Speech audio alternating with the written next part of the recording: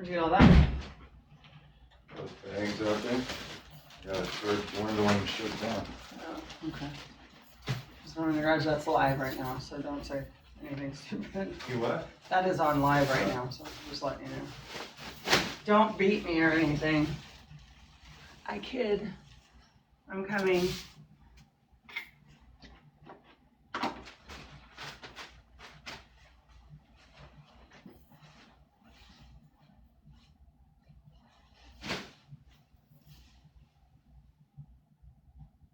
It makes me nervous when he's gone this long. Shut the door behind me. It's hot.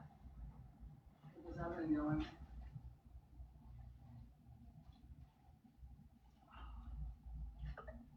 Who's that?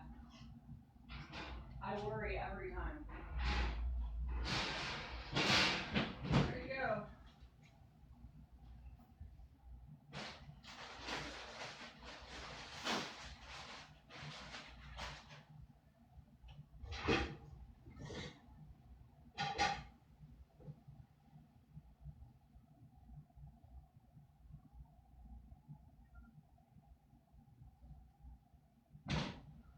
What do you want to do?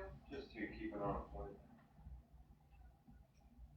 That's why I don't like. Right. Like you just asked. No, that I didn't want it to burn. I was just asking. I'm good. Good.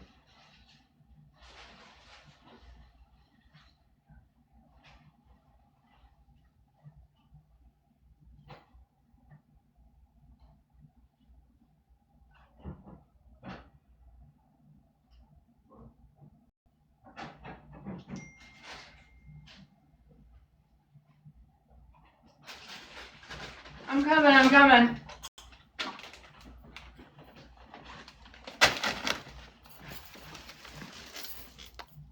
Here I am. I had to like divvy out food. I tried to cook dinner and stuff before we got on. Read the text. Hold on.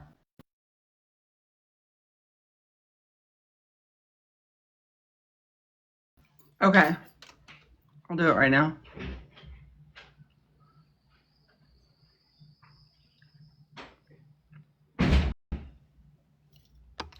Done. Hey ladies. God bless. Every time I get off here in the afternoon, it's like the longest day begins for me, and I don't know why it's been like that all week. How's y'all's day going? Y'all are gonna have to refresh me along with the chat. I've been trying to watch the chat pretty closely, but I ignore a lot of them. You know me, Cherry. I just like TikTok's been such a nightmare. Nothing really phases me, but I will keep a better eye on it.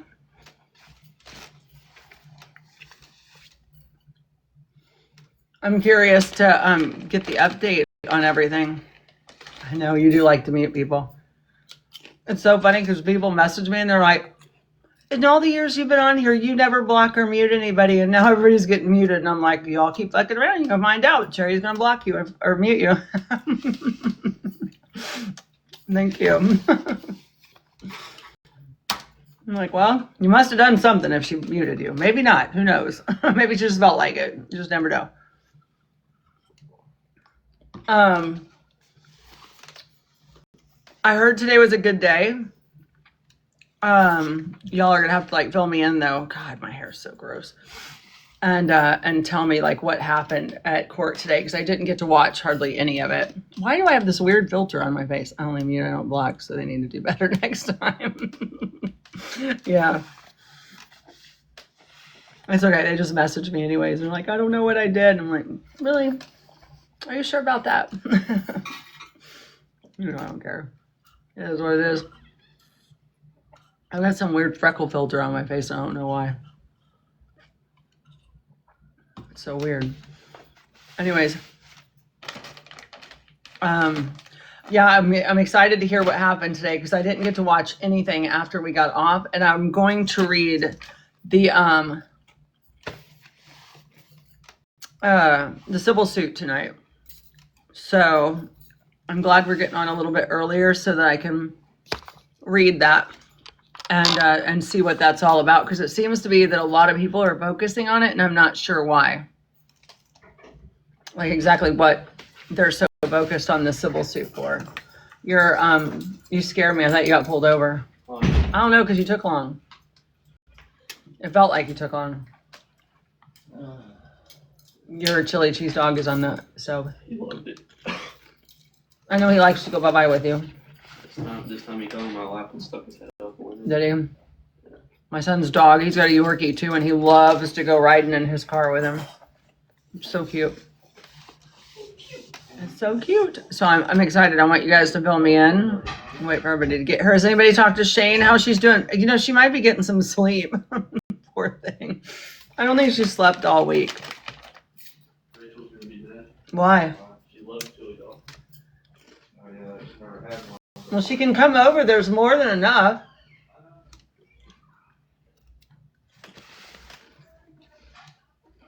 I did pull the civil suit up though on my computer. Here. What's that? Chips. You Oh, know what I don't eat here. plain chips. You like them? Here, put those I up don't then. eat them. They don't roll the bag up. What do you mean you don't eat plain chips? I didn't know you didn't eat plain chips. I Since when? never in my life eat plain chips. Oh. Unless it's on a sandwich. A bologna sandwich. Well, there's Doritos in there too. Oh, that's I don't eat plain chips. This is the same son of a bitch that will only drink like $5 a bottle of water. When I met him, he had 2 pairs of Levi's and a Motley Crue t-shirt. And now he's like, I only drink $5 a bottle of water. And now he doesn't eat plain chips 22 years later. in a glass bottle. Oh, water in a glass bottle. Microplastics. And back when you met me, I don't even think they sold water. They did sell water, Chad. Well, I never bought it. Right, exactly. You didn't buy bottled water. You didn't even buy bottled water then. I didn't drink water.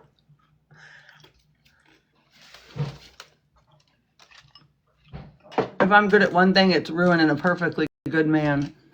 Are we doing a window experiment? What's that? Oh, you don't, did you say you don't have a dummy? No, I don't have a dummy. Maybe we could just, We got a dummy. He's in the bedroom. uh-huh. You want me to throw him off the roof? I'm talking about Liam.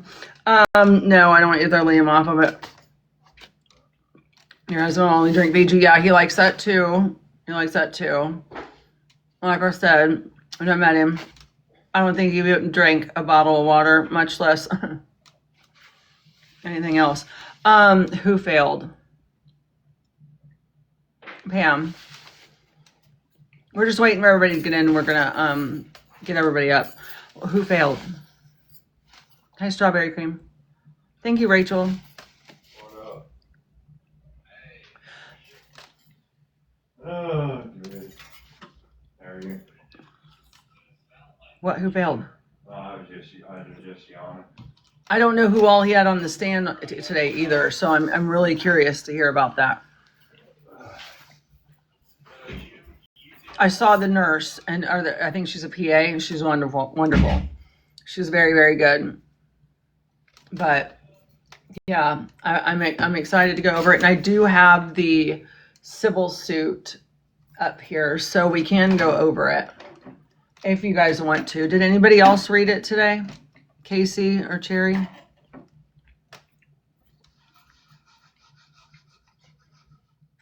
Or did we all not really go over it today?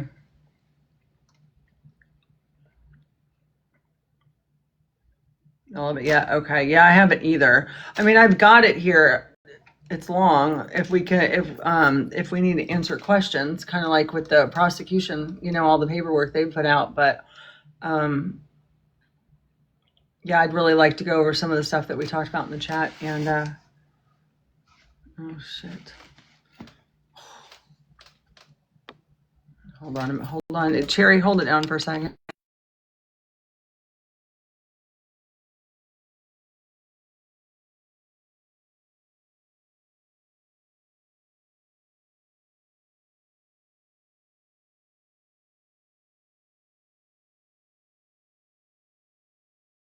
Shit.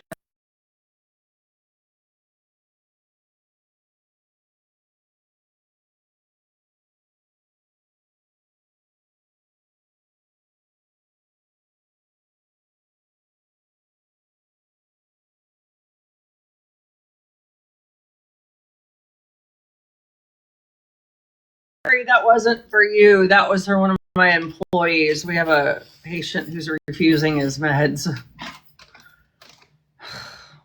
which he can do, but he doesn't understand that he shouldn't refuse his meds. So, you know, we don't want that. We had him the other night, he held him in his mouth with a bite of pudding for 2 hours. And then when we transferred him to the bed, he just spit him all over the bed. So it was like, well, that was fun. Yeah, yes. So she's like, he's refusing his meds again. If we put him in his mouth, he'll just hold him. He'll cheek him for like hours. But now he's going to be up all night. My poor overnight girl is going to be tormented. So that's going to suck for her, but anyways, yeah, I guess we can just not go over the civil suit unless somebody's got a problem with, or a question that I can pull up. I own a home health care agency. We specialize in hospice care.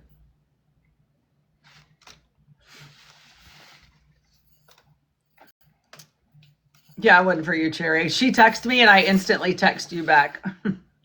Sorry about that. Hospice is end of life. That's a nursing service or a care service that you would have in. Oh, okay. So hospice is end of life care in the United States. It's when it's a point in your illness when you stop any treatment and you just stop all other treatment. So it's care, palliative care, where we're going to make you comfortable. We're going to just do all the things that we can do for your end of life care. You can be on it a year, you can be on it a week. It just depends on, where you at in your illness. And so it's just comfort and pain. Free way to go. Yes. Yeah. It's just, it's all about just making, that point in your illness and, that you're just comfortable and you're not going to do anything to pursue any kind of treatment after you go on hospice. So that's what we do all kinds of care, but we specialize in hospice care. So most of our patients are hospice. Y'all don't have that in the UK? I'm surprised. Now, do you guys have, I can't think of it. I'll think of it in a second. Anyways, where you have the right to choose end of life, the medications. Do you have that in the UK? I know we've got it some places in the United States, but is that common over there or is no? I don't know why I think it is. Why I thought it was, but I think we have assisted unaliving. Yeah, that's what I was thinking that they did, but I'm not really sure. Now we've got more states. Canada does that, I believe. They do. Yeah, they do. And the Swiss, they're all about it. Which I'm all for it too. That's exactly the way I should be, because end of life there's nothing beautiful about end of life. It can be, but rarely. If I could just go out on my own terms if I were terminal, I think that's where that's the choice we should have. 100%. And I think that people who vote against it should work hospice. And I bet they'd change their mind. That's for sure.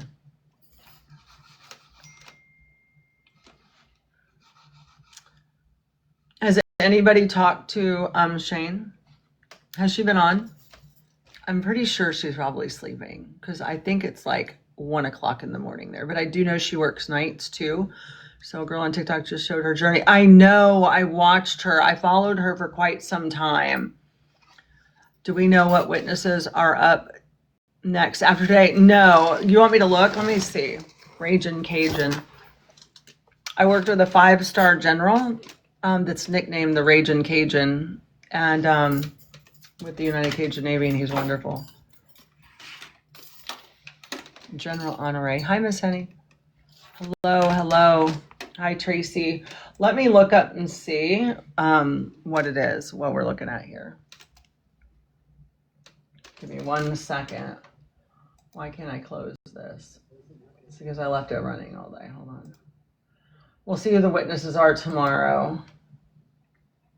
Tomorrow's the 12th, right?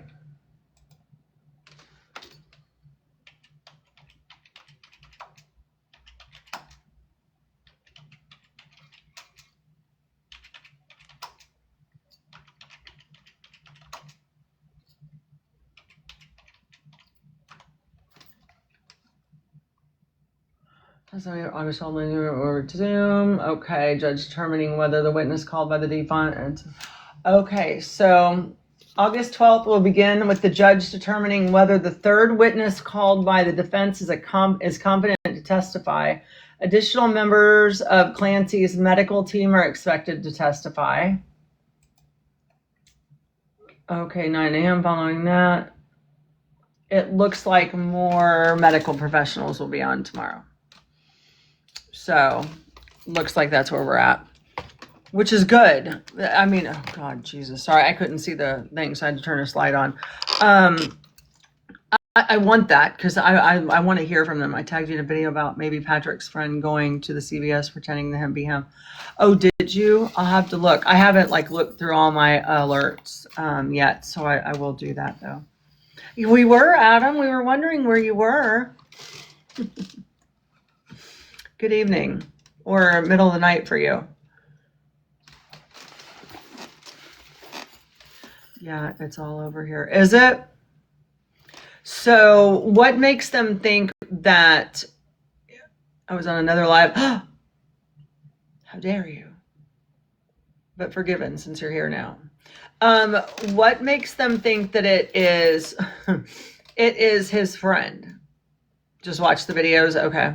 Miss Henny said, I'm not fucking telling you shit. Just go watch the videos. I'm just kidding. I'll watch them. I just got home 10 minutes ago. I made some chili cheese dogs for them and I was like, gotta go. I can't look at Lindsay when she's on the screen. Why? I hope my debunking thingy made sense in the chat. I haven't read it yet, Adam. I'm going to catch up on all the conversation. Too much time. I'm just kidding with you, Miss Henny. I'll go look. I'll go look. I can send the pic in the group chat. They're saying it's Kyle Carney walking to the CBS. So is there something that makes everybody think? I mean, does the video not look like Patrick? Today is Lindsay's birthday. We opened up this morning with a happy birthday to her and sending her all the prayers and good juju today. Head structure says differently. Oh. Nothing bad, just her eyes and the way she moves her lips. Yeah. You know, we mentioned this morning that it's almost like over the past couple days, we're seeing her start to be a little more animated. Doesn't look like him. I said that. I don't disagree with that. So Adam, do you think it's Patrick or are you saying it does look like the best friend? Or am I talking about something completely different?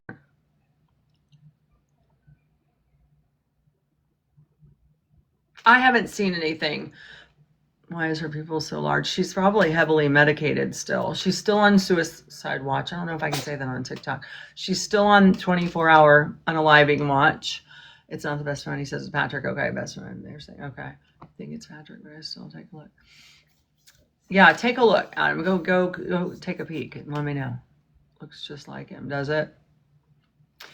Yeah, she has been since she's been on there, in there. And I know she was at the beginning of the trial, that was 2 weeks ago. So I don't know if today she has, but she has been this whole time. She's made it very clear from what I understand that if she had the opportunity, she would not be here anymore after all this. And again, we talked about that this morning. What does she have to be here for in her mind? I thought she was, hold on, I would want to. Yeah, I mean, I'm sure she's on antidepressants, benzos. I mean, I'm sure she's on all the things.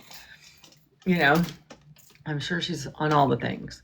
If she was depressed before, can you imagine what she is now with all of her children gone and whether it was her in psychosis? Jack, stop it. Oh, this cat is going to make me crazy, you guys. If it's her, she did this in psychosis or her husband did this, her family's gone. However, I think we finally agree she was dismissed. All the doctors all failed her. I agree.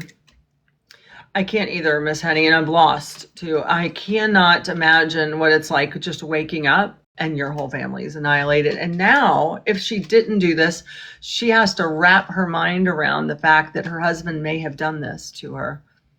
What if that voice comes back during court? Hers or the one that she was hearing? It's Patrick. I'll go watch him. They said they tagged me in the video. The jaw is the same as his, is it? I mean, I would, that's something I'd probably have a hard time. The one she was hearing, I think she did hear it. I think it was her husband. I think it was his voice, to be honest with you. I can't imagine who else's it would be other than his. Unless she was just going in and out of psychosis, hearing voices all the time, and he just didn't notice, but he would, you know. Well, listen to Aaron Harris reading, so sad. I'll go for more detail, double check later. Okay. Yeah, I'll watch the video, Miss Henny. I haven't checked any of my tags yet, so I literally just came in, like slapped some boob together and came over here. I'm just being like a terrible parent these last few nights. But as long as I let him drive his car around the neighborhood, then he's happy. And so I've got a couple hours. Yeah, I would say it's Patrick in that video. Yeah. I mean, that would be a huge stretch, you know, to think that he was able to get his, yeah, Miriam, he really loves his car, to get his best friend to help him, right, Adam, commit this crime. I think Patrick did it and he thinks he committed the perfect crime until now. The worst thing you can ever have your trial on public TV and TikTok get a hold of it, because they're going to figure it out. He could have set him up. Oh, true. But why would he set Patrick up? They were best friends. And weren't they business partners too? Or did I hear that wrong? I don't want to spread any rumors, but I thought they were business partners. Yeah, I don't know. I'd have to see that. I think that I personally think that would be a stretch. I think we're stretching now, but I think everything that we're seeing is kind of, I don't think it's a stretch. Like, I really do think Patrick did this. I think any man who annihilates their family or woman is capable of anything. She did the perfect crime, in my opinion. She did? Do you really still think that, Adam? Nothing swayed you? Just nothing yet? Nothing. Like, all of this evidence that we're seeing, and nothing has got you at least thinking a little bit like maybe she didn't do it. Not anything. Nothing.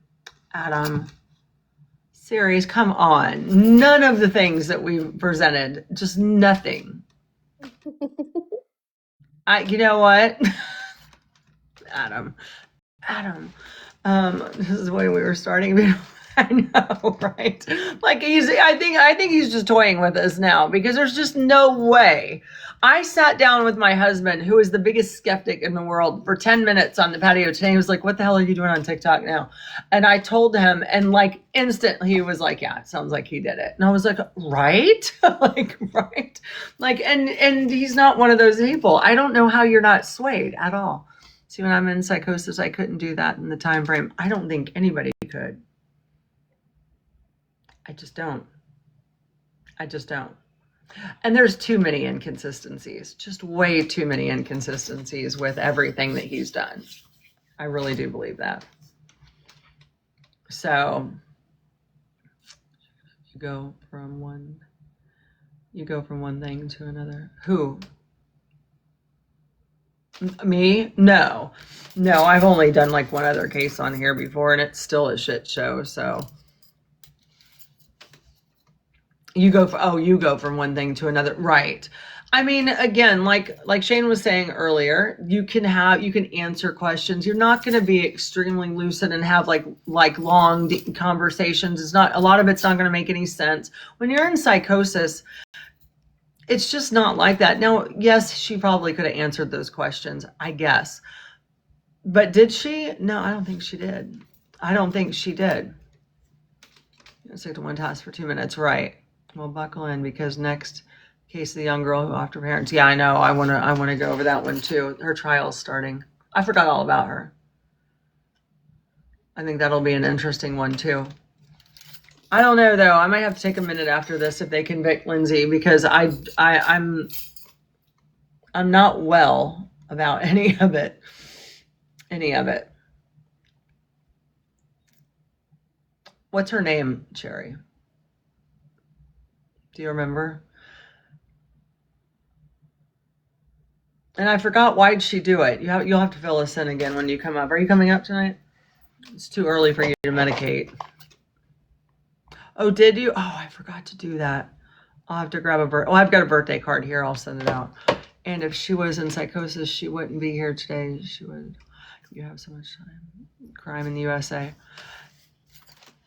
We do. But I think because in the US, we publicize it so much, where I think even all over the world, you guys have crime too, but you, especially in the UK, you guys are so refined, and it's not like you just, like here in the United States, we're like, oh yeah, so-and-so killed her mama. We're going to put it right on the front porch. We're going to make like 3 documentaries out of it. You know, that's just how it is here, where y'all don't do that so much, you know, like we make movies out of y'all's crime stories, but y'all don't, like we do, you know? So like the guy who locked his daughter in the basement for 22 years and had 3 children with her and did all that, Hans, whatever his name was, like that was there, you know, I mean, like we make stories out of y'all's crime. So that girl's name is Sarah Grace. Her trial is supposed to start next month, and she offed her parents, but she went on TikTok after the fact and was like begging content creators to help find the person that did it. And come to find out, she did it. And she did it with her like younger siblings in the house. And but she's claiming that she was being abused and all that. And her dad, because it was her stepdad and her mom, and her dad is backing her like 100%. Why? Because he thinks that it was justified because she was sorry, my throat is sore. Because he says that she was being abused. She says that she was being abused, but there's no like evidence of that. You see what I'm saying? By who? Both the parents or Both the stepdad? Stepdad and mom. Her mom's parents are also supporting her.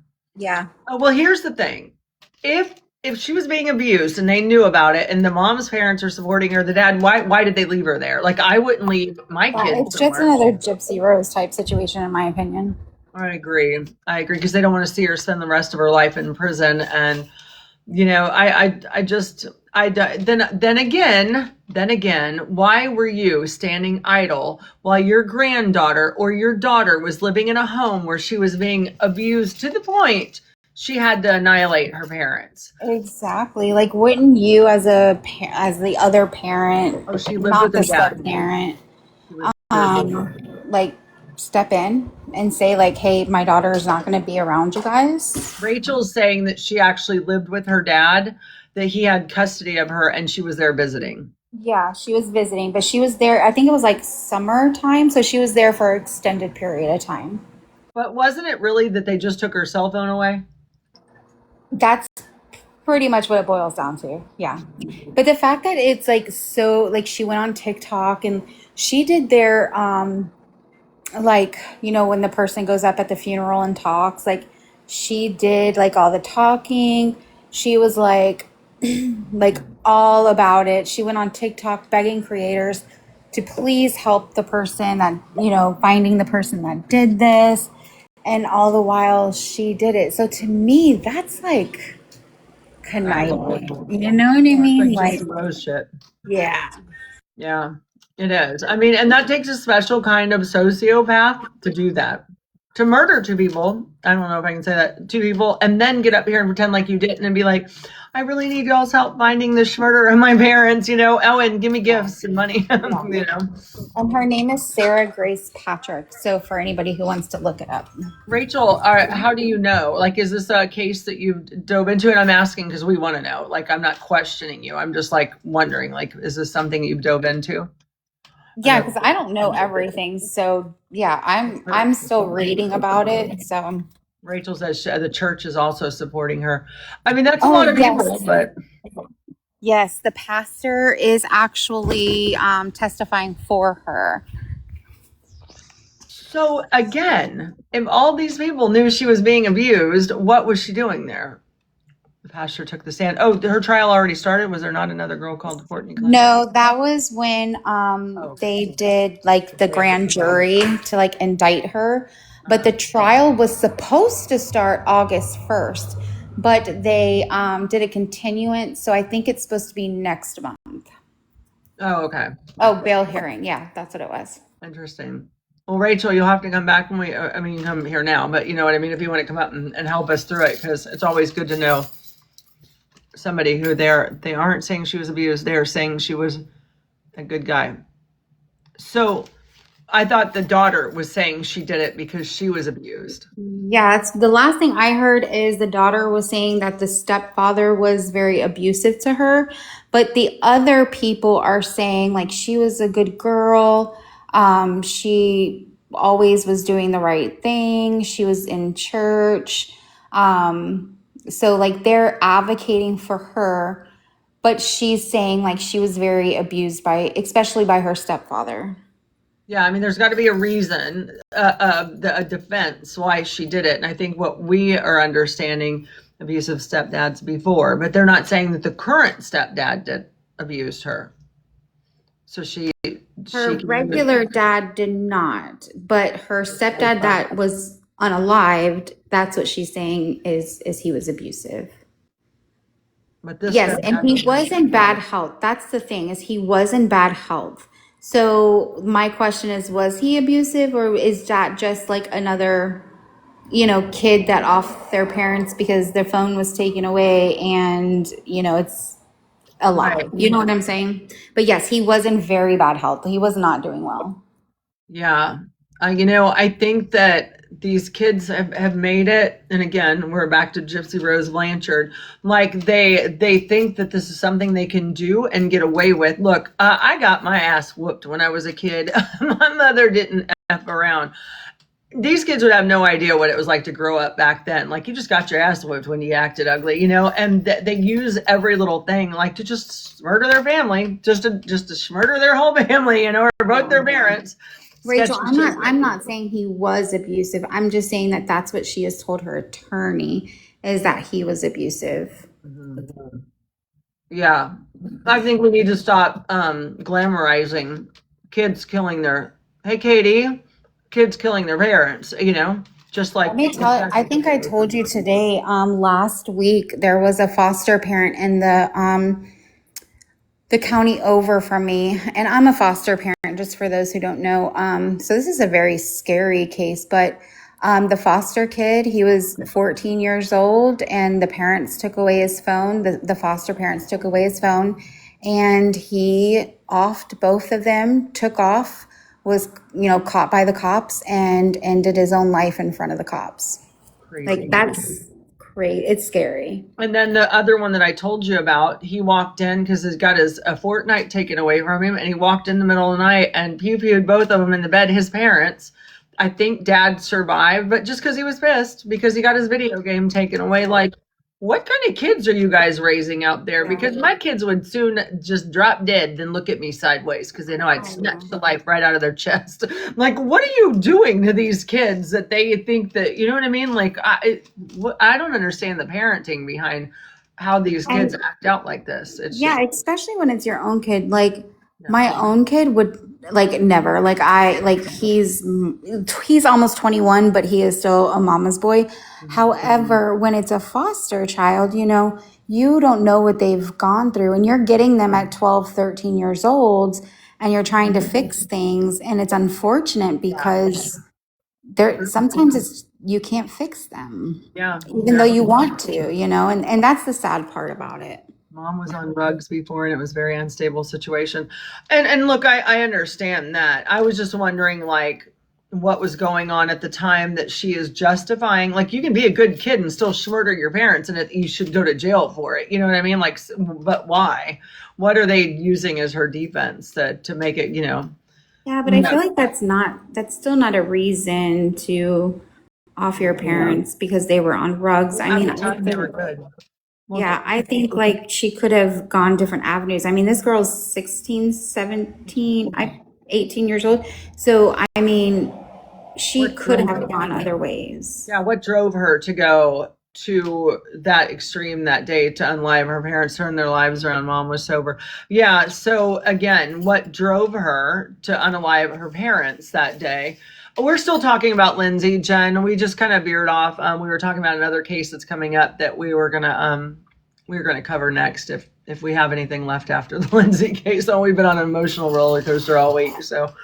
Yeah, it's just, and we're seeing this with a lot of kids that are just unaliving their parents. And I think they should understand that if you unalive your parents, you're going to jail for the rest of your damn life. Like, make that decision. I hope it's worth it, because we're not going to get off and get movie deals and book deals and TikTok followers like, you're going to fucking jail for the rest of your life, period. I'm so over this stuff, you know? And I think with Gypsy Rose Blanchard, it's set the tone for what these kids think they can get away with and just say anything like, oh, I was abused, I was this, I was that. It does not give you any reason to unalive somebody. It's ridiculous. I'm so over it. Like, just know you're going to jail for the rest of your life if you mess around and unalive your parents. That's why I think they should know. I'm so sick of it. And then we've got like Gypsy Rose Blanchard up here with 9 million followers getting lifetime deals and movie deals. And then come to find out 10 years later, it was all a lie. Like, it's all out there. It was all a lie. She made all this money, got all these deals, and we find out it was all a lie. You know, go figure. It's crazy. So I'm just over it. Tell me what you guys found out about Gypsy Rose Blanchard's abuse. It was all a lie. Every bit of it. But, you know, that's after the movie deals, the book deals, the this, the that. Yeah, it was just all a lie. And she almost got away with it. But a few TikTokers on here went and got the FOIA and put it all out there. And now we know that she just lied about the whole thing. So I don't know about Gypsy stuff being a lie. Well, you take a deep dive into that. Go, it's all over the internet. The FOIA is out. The videos are out. Everything's out. There's so much out. It's great. She was sick or no? Yeah, she's got a deletion. She's got a whole chromosomal deletion that her mother was trying to figure out what was wrong with her the whole time. She was it was documented, what, 2011, 3-4 years before she unalived Dee Dee. They finally figured out what was wrong with her. And it's a very rare chromosomal deletion. And yeah, but she didn't have any surgery. She didn't have any of the stuff she said she had done. With all the medical records are out. She just lied. Sebastian Rogers has the, what is it? Q.211 something or another. I can't remember anymore. Really? We did the search for him. I believe we worked on that search. Not like Down syndrome, but yes, like it. It's not Down syndrome, but it's another deletion of the Q.21. I honestly can't remember which exact it is, but come to find out, it's a very rare illness, and she did have it, and all of the things that she had wrong with her were symptoms of it. Can I just say that I love the fact that we have new people here that has no idea about Gypsy Rose, so that we are totally out of the Gypsy Rose realm. Yeah, let's just walk away from. We don't even want to talk about it. Yeah, like, go look down, go look and down. for everybody in the chat, don't even try to get involved. Yeah, it's just a nightmare over there. So just stay away. Yeah, let's just talk about Lindsay. So anyways, but I'm just saying with the kids and they're unaliving their parents, I think we need to stop glamorizing this was my point to that. And they just going to know that if they do it, they're going to prison for the rest of their life. Glad that I never went down that. Yeah, don't salt and pepper. It's just a nightmare. But yeah, so did you watch what happened in the second half of the day with Lindsay's trial? Cherry.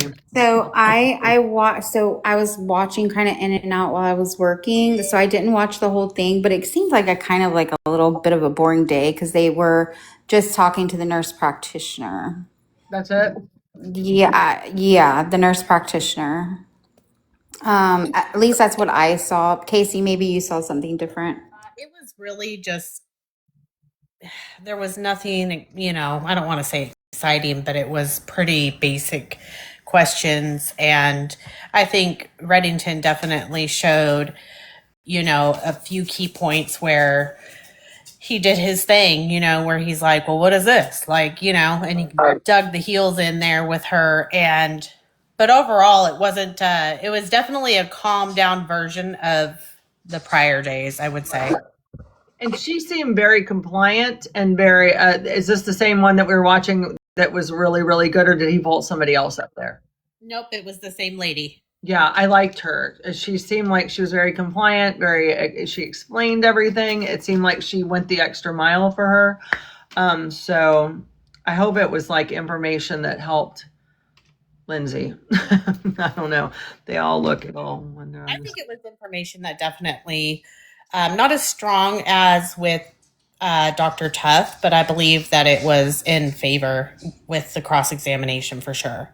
Was it? No, I was kind of getting out of her before I went to work today that she was agreeing that she was very ill and that they were addressing these issues, and that she actually was asking her the questions and trying to alter the meds and help her. She just seemed a lot more helpful than Tufts. Yeah, I think, and she didn't have such a bad attitude. I mean, it kind of seemed like she got a little bit, spicy in the end, but I think overall, I think what was interesting was about there. I feel like Patrick was more involved with that doctor as far as, it was probably like 4 or 5 times with appointments where he had. Was this the referral from his mother? So I think it started with that, and there was Julie, but then she went, I think, to a different state to practice. And so the lady on the stand today was who basically, Lindsay went from Julie to the PA. Okay. All right. I see. Wait, she was discharged for being over medicated by this PA or by somebody else? Who was she discharged for being over medicated? Which, thank God. So yeah, of course we were right. I mean, who had the common sense to see that this was over medicating her, and it didn't. But it got worse. I mean, the end of the last month was the worst. But it was a lot of Jennifer Tufts too. So by the woman and children. Today was showing her receipts of being also seen by Dr. Tufts, and it was like the same medication and down to like the milligrams and stuff. Oh wow. She couldn't get in because she didn't have a Cell Phone Alive plan. Isn't that sad that you can't get inpatient unless you walk in and say that you have a plan? I tried to call this doctor and tell her, and noted she didn't return a call. Oh, the PA from today, Lisa. So this was after New Year's when she was inpatient then? Okay. These doctors lose their jobs. I think Tufts has a really good shot of losing her license after the civil suit. I think she does.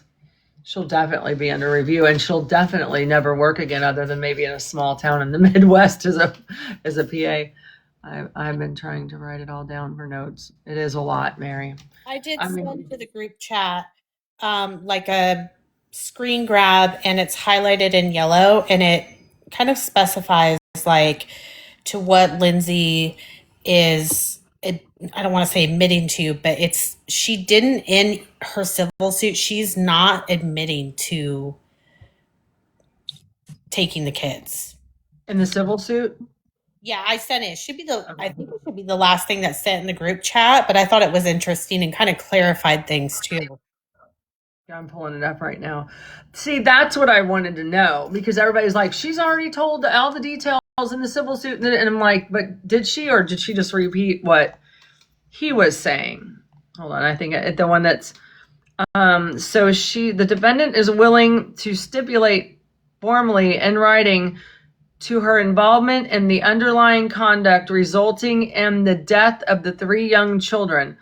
With that understanding, the defendant submits that the only live issue for consideration at trial would be the defendant's state of mind as it relates to the defense of lack of criminal responsibility. That doesn't tell me nothing. That doesn't say that she's saying that I did it. She's saying that that she obviously had some part in what, with her mental health, right? That led up to the understanding. The defendant submits that let's read this again. The defendant is willing to stipulate formally in writing to her involvement in the underlying conduct resulting in the death of the 3 children. I mean, is that saying that she did it? And see, the wording is just so difficult to grasp, at least for me. And then also when, like, opening statements, Reddington said, and people have clipped it, so it really does sound like he's saying, she knows, you know what I mean? And what he said before that's really important because, excuse me, he had said, I think the government will try and have that she did, and then he goes on into it. And the way it's been clipped and where people have said, you guys stop. She is saying she did this. It's like, well, hold on, you need to rewind the tape a little bit because that's Reddington saying that they are going to try and say, and then his wording is just. Yeah, it's right below this. Right below that, it says the defendant understands that the government has a right to prove the case, but where there is an agreement for a stipulation, the defendant submits that it is elevating form over substance to require a full-blown trial on the issue of culpability as opposed to criminal responsibility. So that's very confusing to me. I'll have to find the other one too because it's there is a clip also that I saw, and I know that I saved it, but it's the judge even saying, specifically stating like about guilty or not guilty, and then that it wasn't just, he was very specific about what it was, and it wasn't just about what everyone thinks. It's about whether she is guilty or not. That's what I'm getting from it, Amy, is that she's saying that no matter what, she's not saying she committed a crime when that resulted in the death of her children, and that it's on the state to prove that. And again, I don't know what Lindsay knows, and I don't know what her and Reddington have discussed. She looks very surprised as he's throwing out all these breadcrumbs. Like, I watch her face, and she almost seems like she's hearing it all for the first time. Like she's trying to wrap her mind around all the things that are coming out. She's exactly what she is saying. She has admitted to it multiple times. Yes, she is. That's exactly what she's saying. She has admitted to it multiple times. Red Jive, show us, because we're looking at the stuff right here. Yeah, like a light coming on. Like, I'm sure that Reddington has told her that he's got to be able to put doubt in a jury's mind that she even did this. She said a voice told her to. Well, yeah, of course she did. She was hearing voices.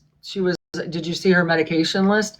If I took those medications, I'd be hearing shit too. It was a lot of meds. I mean, a lot of meds. High doses of benzos and antipsychotics. It's between a criminal act. It's not guilty or innocent. I don't know. I don't know. I really do feel like he's going to flip this case. I think she's going to be found not guilty, and I think he's going to show in the process that she didn't do it and that somebody else did. Why else would he have a private investigator investigating anything? Why else would he be talking about how the pictures were hung and tied on the kids' pictures in their bedrooms, unless he's going to go back to those knots that were tied around the kid's neck? Why is he putting out all these things that have nothing to do with her mental health? Nothing to do. Or the Apple Watch or anything else. Like, why is he even talking about that? Doesn't have anything to do with her mental health. He could be focusing on nothing but her mental health and her right now, but he's not. He's dropping breadcrumbs that are tying Patrick to this crime. I mean, you can see it. I mean, we're not making it up. A lot of meds that could lead you to believe that what he told her must be true. Exactly. Breadcrumbs that will set her free. I agree, Bridge. He's a very smart man. He knows his shit. He does. I watched a whole thing on him this morning about his other cases. He's very good. they were hanging on the wall, and he emphasized that too. I mean, and did you see Patrick's face? But why would he bring up the way they were hanging on the wall? But if you look, they were on this like tie stuff. I'm telling you, I think he's going to flip this case There next week. is a video, and I've been saving all these, and I'll share them into the group. But that specific part where he was asking Patrick about the pictures and about hanging them, what I found interesting is they had a first responder on the stand. So basically, the person that made the TikTok shows the clip of Reddington asking Patrick about hanging the pictures, and then it cuts off to the first responder saying, well, originally when we got the call over the radio, it was talking about a child being you know, how you put a swing up, you know? Right. And then that got, we don't know really if that's true or not, because if it was just radio chatter, you know, and so it got taken the wrong way. But that's what the first responder said on the stand, was that originally we were called about a supposed, you know, situation of And I think that's what we have to really pay attention to, is they're not just focusing on her mental health or what he didn't do to support her mental health. They're dropping breadcrumbs about that are making us think that she didn't even do this, that we need to be, sorry, I got a phone call, that we need to be looking somewhere else. I really think that that's what he's doing.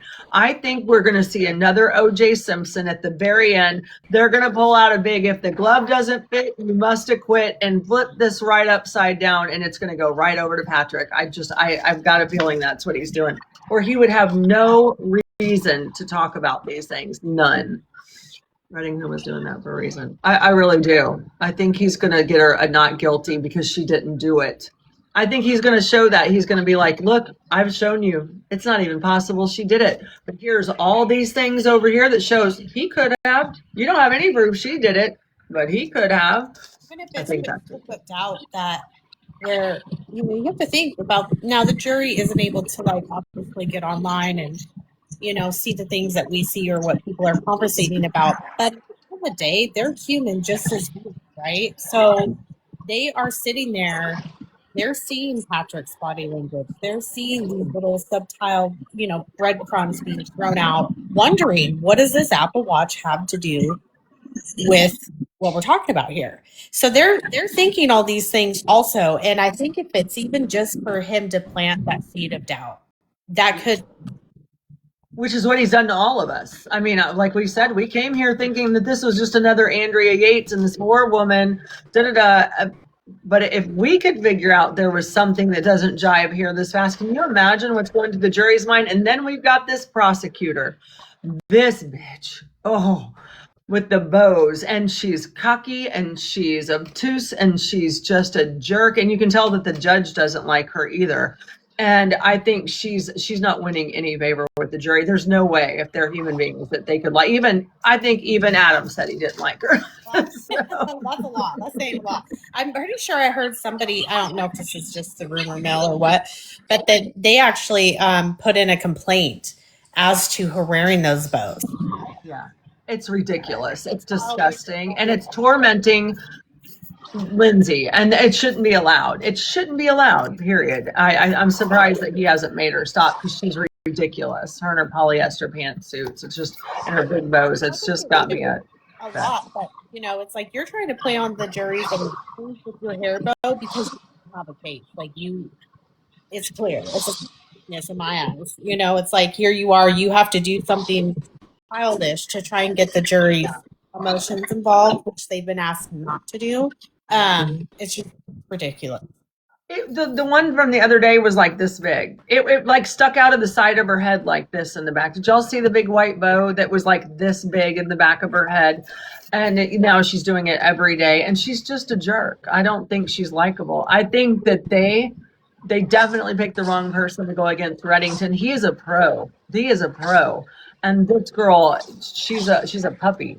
And I don't mean to be rude, but like, I'm just going to be like going out on a limb here, but I highly doubt that woman doesn't someone that's very like girly and like, you know, not someone who would wear a bow in their hair to begin with. So it's very obvious given her Yeah. her looks. Yes, it's her looks. I don't think that woman ever wears bows, nor I don't even think she probably wore them as a child, if I'm being honest. I think this is the first go of it. And it Yeah, it's to torment Lindsay. You can just tell that she's just being nasty. And I watched the judge speak to her and deal with her, and it's not the same. He talks to Reddington almost like they're peers, and they know they golf together. You know, like they've got a camaraderie where he's just always kind of looking at her like, "Are we doing this again?" You know, like. It's just I don't see the same vibe with her that I see with him in Reddington at all. And I think she's going to lose the jury. I really do, because we're people. The jury is just regular, everyday people. And she's not likable at all. Why isn't she talking in court like Patrick? I mean, like Tessa. Well, she might. But if I was him, I wouldn't have her do it. I don't think he needs to be honest with you. I don't think Reddington needs to put Lindsay on the stand. They're just going to be like the girls that would follow the mean girls around wishing there were one of them. Yeah. Did y'all catch? So I'm trying to read y'all's comment today. Reddington asked Shalata if she was aware that Lindsay stopped driving. No, I didn't see that. A lot of us had to work this afternoon and do other things after we got off the live, so we haven't caught up yet. Yeah, he asked her if she was aware that she stopped driving, and then someone switched it back to when Patrick was like, I checked to see if her car was there, because Patrick did say that she wasn't driving, but then he had to check if her car was there. It was two different lies about the car that didn't add up. Okay, so is she driving or is she not driving? Was her car there when you pulled in, or was it not? Why do you have to go back and check if you saw the car when you pulled in? But if she wasn't driving, why do you also have to check? Because she wasn't driving.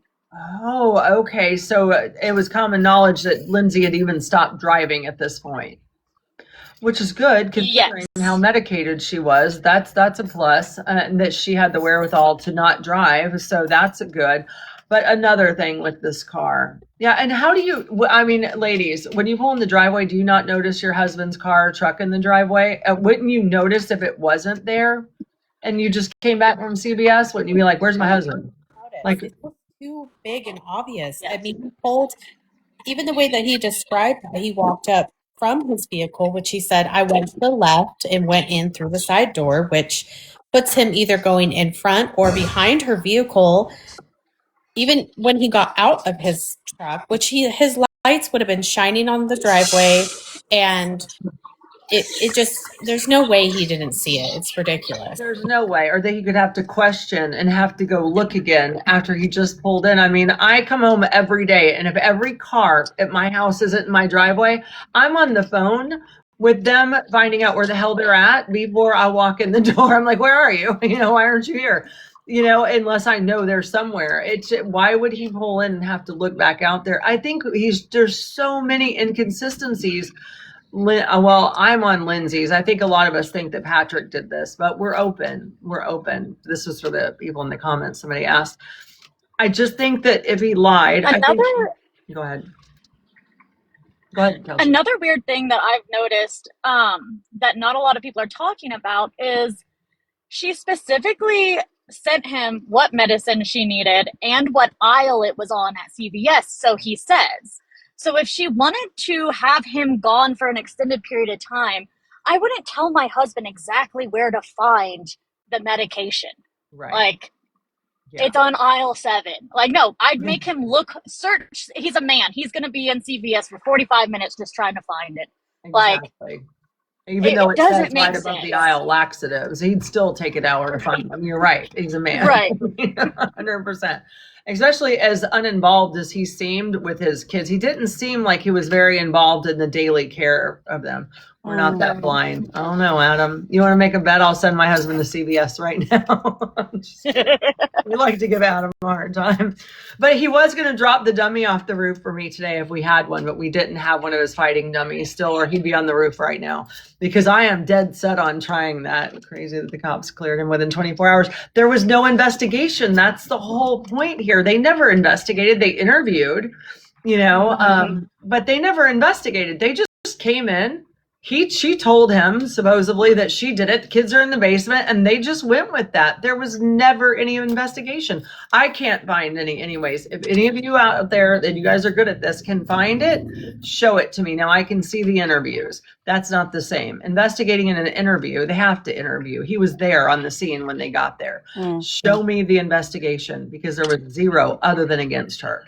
And another really, My other thing. Oh, go ahead. Sorry. well, another really interesting thing that, we could think about too is that, Reddington has her watch, right? Like he brought that in and he has it. Now, when we look at what they took from that watch, they never took her watch. They just, I think, flipped through it after scene and left it. And I think that there's more to that watch. That watch has drawn my attention, and I feel like Reddington has had way more time with that watch and being able to go through everything, opposed to, they really just went through it, flipped through it while they were there, took notes on it, and that was it. I agree. I would like to see if they did crime scene photos, because I'd love to see if his boots were by the front door, because I think you guys touched on something this morning. We could not figure out how the thyroid was crushed, and I've asked every medical professional I work with, how would this happen from this? Nobody's got any idea. But somebody said on our panel this morning, if he took his boots off and he had socks on, and she was still alive when he walked out there, he could have easily put his sock on her throat, because it wouldn't have made a boot mark. He had socks on and tried to, crush her throat. Like, he already, if he did do this because again, we're talking about an RN here. 4 different ways to unalive yourself, and you can't get it right. I could get it right in 2 minutes. I could walk in the kitchen and without any pain, I would read out in about 2 minutes, and it would be done. She knows this. She didn't have to do all these things to herself that put her in a wheelchair to unalive herself. Lindsay's not stupid. She's a nurse. So I think you guys might have touched on something that he might have put his sock on. Can I just say something as well? If this was all so premeditated, like they're saying, or lots of people are saying, and it wasn't just a spare of the moment thing, why on earth wouldn't Lindsay wait until nighttime when all were asleep and do her husband as well? Yeah. Then they could all go and, be with God together. Yeah, that's true too. I thought that was interesting as well, that she only chose to unalive, and there was a voice saying only to do away with the children. Yes. Nothing to do with anyone else. She had no hallucinations maybe about the psychiatrist, because if you're in a psychosis, and this is where it gets interesting. Yeah, everybody's in the target. Yeah, I have come across in my life, when people are genuinely psychosis, there'll be psychosis to all people at all times. Okay, It's strange that she was always on good behavior with people, but then suddenly at that moment, that slight window, she seized the opportunity. And time and time again, people are saying, wasn't it Reddington who turned around and said and made the point, which is when you went away to New York before the massacre, she had the children for 2 nights. She could have used that opportunity to do away with it, but she didn't. So anyway, and I just wanted to ask this question to the panel and everyone else. Do we know when exactly Lindsay admitted it? I know she was charged within 24 hours, but just because you're charged, you would then be put into a interview room, okay? Does anyone know the exact date and time? Because I've been looking for it. I can't find it. I have read her statement in her civil case. So yeah, Cajun, do you know? Let me look real quick. I think we saw yesterday that they didn't talk to her until day 13, and she was still writing on a dry erase board again. So she wasn't even speaking, like she was doing this on a dry erase board, and that part of it was that she had zero recollection, that this is what she thought she did because this is what she was told. But let me find the wording. Let me look, but I'm pretty sure it was they were able to finally go in there and speak to her on day 13. And the only, as far as my research has shown, the only narrative or testimony coming forward to say that Lindsay did away with the 3 children, tell me if I'm wrong, it's Patrick, isn't it? Or am I wrong? Yeah, he was the only one that miraculously heard her speak when all those first responders and all the people, when they got her into the ER, Patrick was the only one who heard her utter those words. And yet many of them have said, no, she couldn't speak. She was incapable of speech. Pretty convenient. Yeah, I also wonder if he put up a halfway decent fight when he was trying to do things to make it look like she ate herself. So like her wrist, her neck, these things. I wonder if there was a fight back from Lindsay to Patrick. And I even wonder if she was smart, even though she may not remember. Maybe at one point she made it seem as if though he had done the job and played, you know, that's probably far fetched, but I feel like the markings that she had it's like, if he did that to her, then why didn't he finish the job, if you will? And I think it's because she may have been fighting back. Or because it would then obviously look like a murder. But he said that when he returned from doing his errands, he asked her, what have you done? And apparently with her damaged, throat, having superficial cuts, she said, I them'd. Yeah? How strange. Mouthful of blood. Yes. Nose, with her lungs full of, Yeah, nose leaking brain fluid and blood. And yet she was managing to coherently say to him, apparently, what she'd done. I find that probably my biggest hurdle. And then the other thing is she had the strength to put trigger warning, the bands around the little kids, but then suddenly there's superficial cuts on her wrists. Yes, it's confirmed that she had a crushed thyroid. Yes. So I'm looking this up now, on when they actually interviewed her. I'm trying to find what I had yesterday because there's so many pages here. But I'm also, as I'm scrolling through this, none of the first responders testified to speaking to Lindsay. Not one of them. I can't, it's stating it right here. Not one of them said that they actually spoke to her or had a conversation. They interacted with her. There were guttural noises coming from her. I used that word this morning because that's what they say in the prosecution statements here. But I can't find anything that said that they actually had any conversation or exchanged words with her either. So if you guys have that, if you can find, if you see it and I'm missing it, then send it to me in like private messages if you can, because other than that, it just looks like Patrick's the only one who got anything out of her before. I guess she just, tried to code and die. And I might go ahead. Oh, sorry, thank you. I might go and have a look at the who's the sorry, because I'm in London. How does it work? Is it the district attorney's office? They must have a news section, press release, because they must have put out some kind of public relations interview, because don't they usually come out and do a interview on the podium, or at least put out a press release, because this was such a big news story within the precinct? Or what would that, can someone help me? What would it be called? Is it Duxley, or is it bigger than that? Who would have investigated this? I think it's Duxbury. Right. it would have been the district attorney's office, correct? Yeah. Yeah. And what area would that be? Would that be for Duxley, or is it Massachusetts as wide as that? I think it would be the local district attorney is prosecuting it, but it's her versus the state.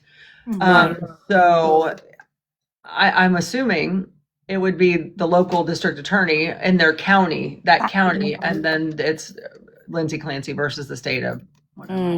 Thank you. Even with high profile cases, they don't always come out and do like a press conference about it.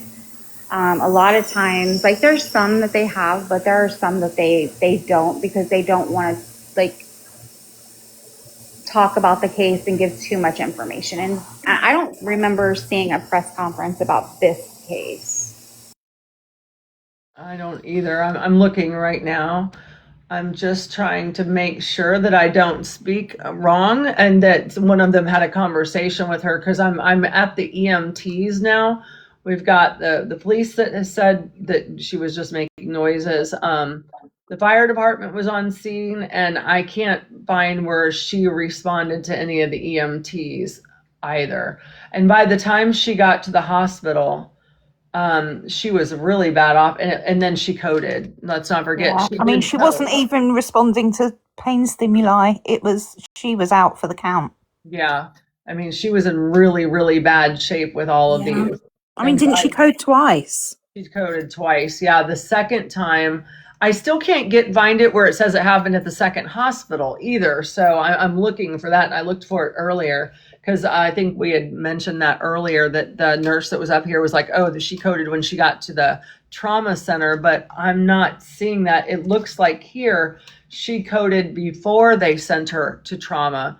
And then they helicoptered her She over. did not code at the trauma center. She only coded at the first hospital. That's what I'm seeing too. So, and that's where they drained the 300 cc's off of her lung, not her chest cavity, out of her lower lobe of her right lung, where it says it right here. So I'm not just saying, the chest cavity and the lower lobe of your lung is two completely different things.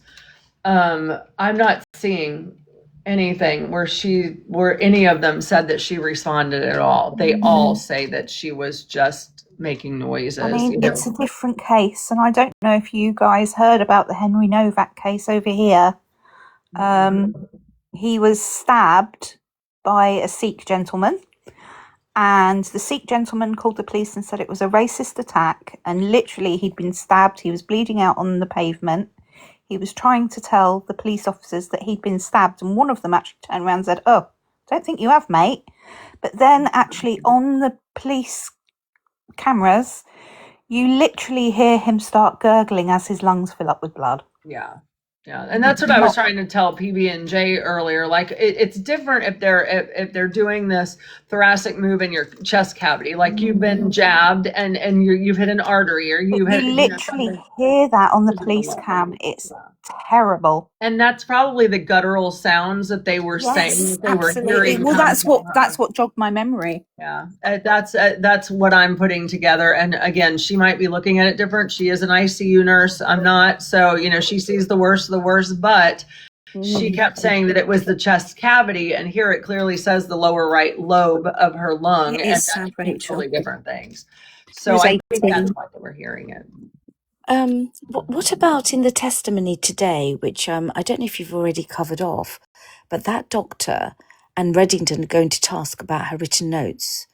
And when he says, what's that word about sleeping? He's looking at her notes today. Did you all see that testimony today? Or was it yesterday? Today? I haven't caught up yet, to be honest. I've been sleeping most of the day, and you know what? Okay. I definitely blame all of you. We notice that Shane isn't here because she's probably asleep. Most of these ladies are across the pond, y'all. So it's the middle of the night. Comatose as we speak. Yeah, there's a few of us Brits here, but it goes back to the doctor and her use of the word pressurized. And then Reddington, he looks at her notes, hands it to her and says, "Can you read it out?" And she does. And it's like, not sleeping well, worried about the kids, blah, blah, blah. But at some point, It is, Rachel. the word she's failed to put in the word not pressurized and has put in saying pressurized. And then she has the audacity, which I think has shocked the entire medical, and there's so many medical professionals doing TikTok saying, "What are you talking about? It comes down to the notes," because she said, in a way she's saying, "I didn't have to write it.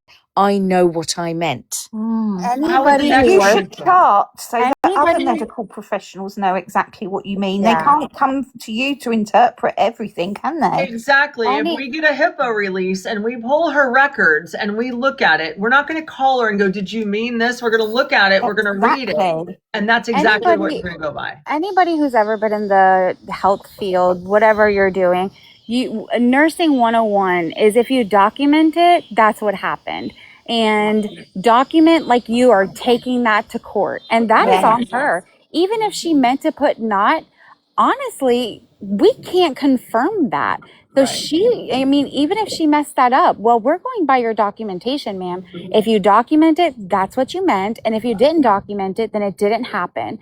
And that is nursing 101. And she is a People not go doctor. back and proofread it, or well, did she not even go back and proofread it? I mean, that's basic. You scan through what you've charted so that you can pick up. Right. And they always say, document like you are going to court with that document tomorrow. Better be spot on, because you're not the only one reading it. Other medical professionals are reading that, and they're going to go by your notes. Exactly. Absolutely, with the handovers. And I think that's something universal across all medical. I mean, I've been in hospital in Southeast Asia. They were meticulous with the notes because they know it comes down to it. But what I found so shocking, I don't know if she's gone insane, sorry to say that, to actually right in front of the entire world, go on record and argue with Reddington as to how she feels it's her authority to write the notes, because it's gaslighting. She was defensive. By the way, on another weird, but yesterday, did you see the lady who was advertising the Fiji water bottle? I know this is utterly irrelevant to the case, but which witness was it? Yesterday, I think. I suddenly noticed she had a water bottle, but it was the Fiji brand. And then later, I was like, oh my God, that's like product placement. It was so obvious. Oh, really? And then I noticed it was twisted round. I just thought, I was quite bemused by that, actually, in a weird way. But yes, yeah, I was quite. Somebody just made a comment that they have never seen so many women want a woman who unalived her children to be free. And that's not it at all. I want to make it clear, and we should before every live, is that we are justice for the kids here. Yeah. However, justice needs to be done correctly.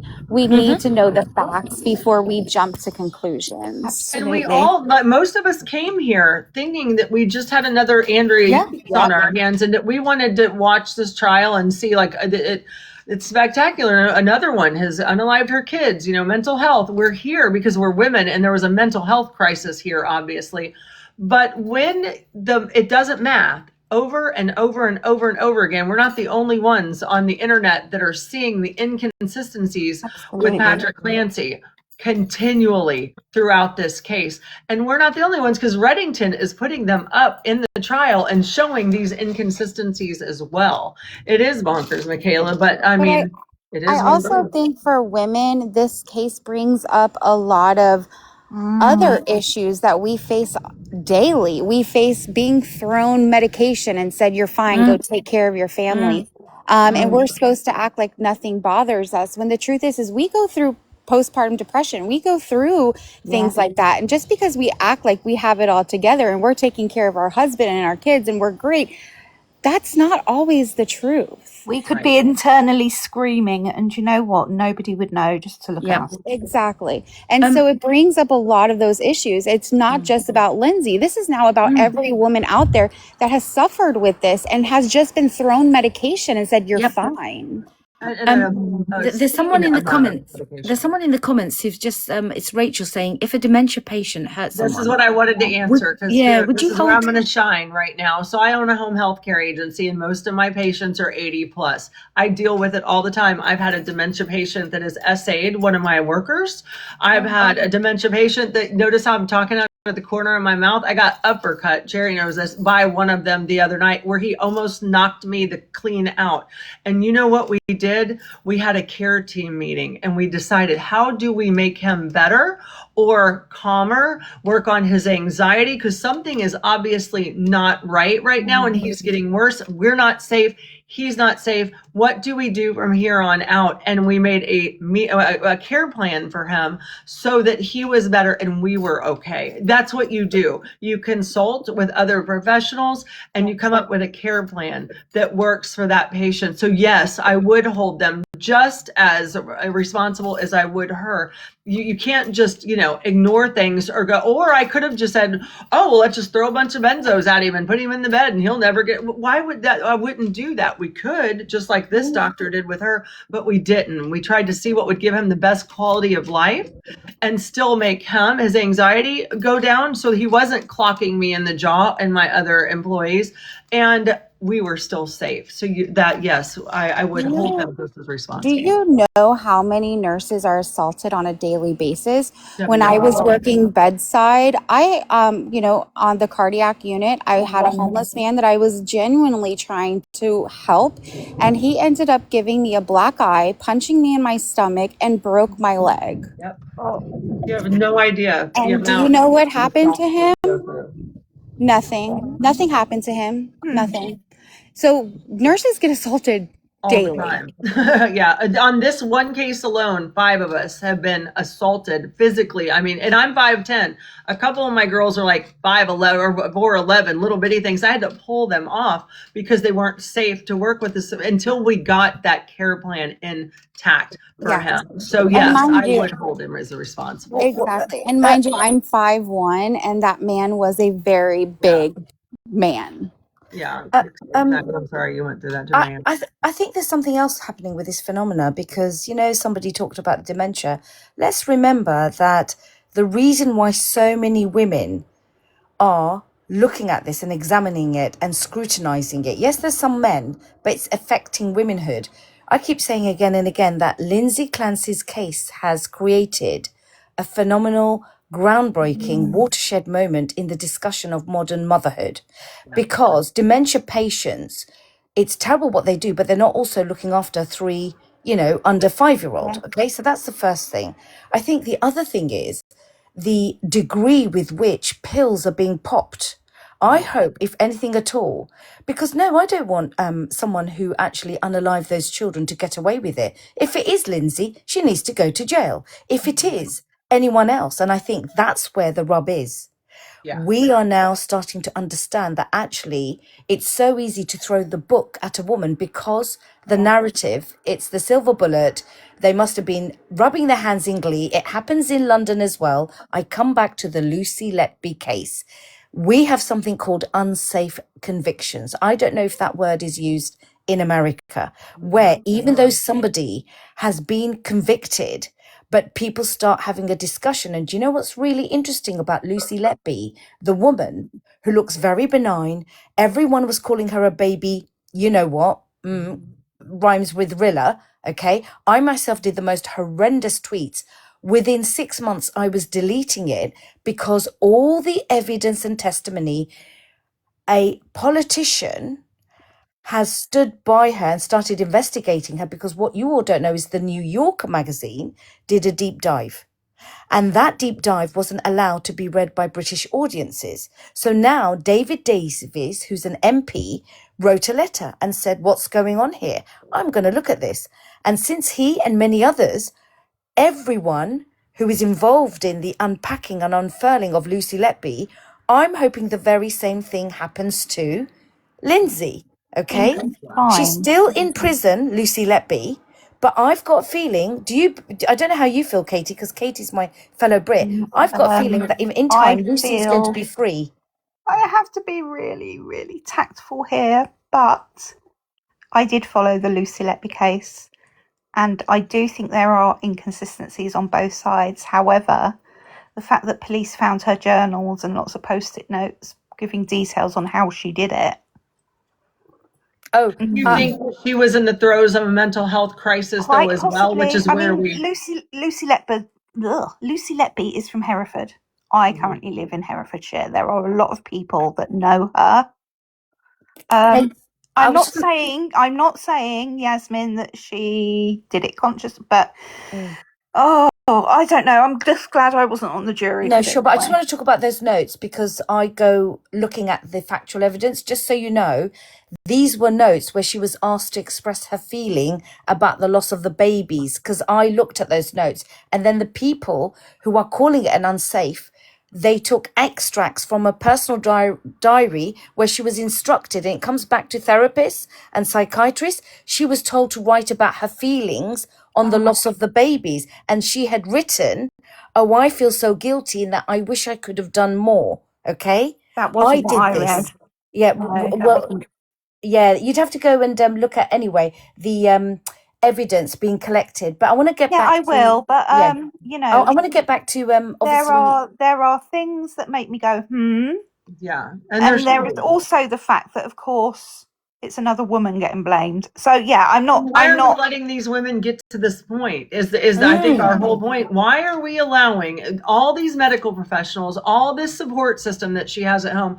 Why did it get here? Why did Andrea Yates get to the point that she unalived 5 of her children when Rusty went to work that day? Because there was abuse, neglect, medical everything with her, and we're seeing this over and over and over again. Medicator. Most of our grandmothers grew up this way in the 50s. Oh, she's having an emotion? Give her a Valium. Give her a Valium. It took us 30 years to get my Valium for those gold. things, because that's just what doctors do. She's having an emotion? Give her a Valium. She's out, give her some benzos, give her some antipsychotics. And then we've got 16 of them in somebody's system, and we're doubling doses within 72 days. And we wonder if she did go into psychosis. I couldn't function on a third of those, not a third of them, much less all of the meds they put her on. And if she did go in psychosis, how could we even blame her? But Honestly, we can blame the people that there's allowed a it. huge amount of, but for the grace of God. I've had very, very bad postpartum depression, and I was thinking that I haven't actually had PPP. However, I do remember an incident after my last son was born. I literally was ripping out my own hair by the roots. Maybe that's psychosis. I don't know. The other thing I found is also the each of her births, each of Lindsay's births were very traumatic, because Patrick was questioned about that. Did you see that? And it was it's very distressing to hear. I mean, I sometimes think of Lindsay and I think, God, that was a 7-year-old girl once. Or I think about the both of them on their wedding day, and they would have exchanged the vows. And that's what really shocks me. But they asked Patrick on the witness box about her birth and whether they were traumatic, the prosecutor. And he said that she had lots of tears, and each of them, every single pregnancy was traumatic. So it goes back to Cajun, what you're saying, yeah? It's almost like a lot of people, professionals, knew that this woman was going under. I want to hear arguments of, but she had her parents round. Or what was the other thing? Oh, she had a nanny. Or she she went was to the affluent. gym and she put the children in a creche for an hour. But the husband wouldn't fire the nanny. The husband refused when she help stopped from his own parents. And the fact that and then they twist it like, oh, she was leaving really detailed notes for the nanny, as if she's some kind of psycho. I was thinking that's quite a healthy mothering thing to do, actually, isn't it? Who's trusting her children with a 3 stranger, different pretty much. individuals. She knows that those children are 3 different individuals, and she'll say, Cora likes this but doesn't like that. Dawson likes this but and so on and so forth. Right, Rachel, we knew her parents did, but he did turn down his parents taking the kids for a night and a week. He also fired the nanny because he didn't feel she needed any help because she was a stay-at-home mom. Even though she's in the throes of a mental health crisis for 3 solid months, he thought she'll be okay. She doesn't need any help. Please don't twist my words. No, I do not feel bad for Patrick. However, to say that 3 children were killed and I feel nothing is not only you twisting my words, you are deliberately putting a connotation on me that I have never said. I do not feel sorry for Patrick, because I think at the very least that man was culpable through his neglect. Hold it. You keep talking. I gotta go out for a second. But and not just his neglect. I tell you what I find, and I will come back to it again. I just don't like, and I can't accept, and I don't like it. After a massacre, he relocated to New York. Yes. He did a GoFundMe. He raised £1 million. He started asking Lindsay for forgiveness. Yeah. Oh, forgive Lindsay. Okay. But then here he is, on the prosecution. He could have done more. And I do need to start finding out, when did he get it together with this woman? By the way, as you know, I like to be digging in holes that maybe people don't know about. I found out he ran a charity. Did you know that? He's got a charity. He started a non-profit, and everybody knows that non-profits are the biggest money makers. Well, guess who was liking his post about his charity? back in 24. Yes, you know who. So Right. She was also liking Lindsay's post as well. That Mm. I while think they she were was still friendly married. towards Lindsay whilst doing all that. I mean, oh, what a pair. Yeah, and then what kind of woman is that? Does that say about her? If Yes. she, and she's sleeping with her husband, and she's on Facebook liking her posts. Kids are so cute. It's just disgusting. They belong together. Yes. They I'm so belong glad you together. used the Yes, words absolutely. disgusting. Can I just say something quickly about Dr. Jennifer Tufts? I have looked at her, and somebody mentioned earlier, do they think she's going a bit crazy? If you look at her, the shadows under her eyes, how drawn she is, how pale, she's obviously not sleeping. And I think we all know why. However, I've been an insomniac for years, and it really does affect everything. Absolutely everything. So I think she's having a crisis of conscience. Yeah, I think she knows that she dropped the ball and has had conversation. I mean, I feel bad for her because look, she's done a lot to get where she's at. I am not taking that away from her. Residency is so hard. These doctors work so hard to get through residency, and they're doctors. Even if she's only a month out on her own, she still did all this residency. She's earned her place. What pisses me off is that she made herself look like an expert in these areas. Yes. And then when she failed, I think she's talked to other, doctors that she works with and has had her records overviewed, and she knows she effed up. We are not doctors. We are all medical professionals. Most of my panel for the past week has been nurses, a cardiologist. I mean, Katie was in the British Army and a nurse. I mean, we've got professionals here. And every one of us looked at that med list and was like, oh my God, it's not okay. It's not okay. And she knew she wasn't going to make it look okay. I think she's her license. I have a feeling she's going to be under review. And if they don't suspend it, I think she will be, what do you call it, for quite some time where, what's it called? I'm sorry. I'm tired and I can't think. Blacklisted? They have No, to go like no. on probation type. Like a probation. It's Yeah. like a probation suspension. period. Yeah, because then when you're on that, if you have any other issues, and then you have to be reviewed by a doctor that's above you. Yeah. Always, everything you do, and when you're off that you have to do. And she needs anything that. you do, anything you prescribe, it has to be authorized by the doctor first. Everything, And every she- note she- you have to read everything. I mean, I'm sure y'all seen Grey's Anatomy before. It happens, So I mean, I think that's what Jennifer needs. I think she needs some guidance because I think she's a little too big for her britches, and I think she might have cost these kids their lives if this was Lindsay. To be honest. And she I also don't had think it it listed that she specialized Mhm. specifically. It wasn't that she, these are things that I generally see people for. No, it specifically said on the website that she specialized in postpartum depression. And I almost think like I looked into her a lot. And back in 2019, there was something with her responding to a Lancet that was done, and it was about a shot where you had to be in the hospital. It was for postpartum depression. I can't remember the name of the shot. You had to be overseen for like 24 hours, but it was just this one shot, and it was supposedly helps postpartum depression. Mhm. But like she wasn't, I want to say maybe they posted some of her response in that. I don't know. And I'm just like, was there an inflation that she was involved with this,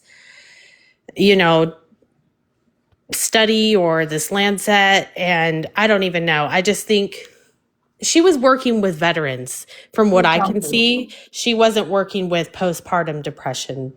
She was working with veterans who, if anybody knows about the VA and that system, Lily, don't search for, I don't know if you can say that on here, but it's very much so giving medication over and over and over. It's not necessarily about quality of care or therapy, if you will. Oh wow.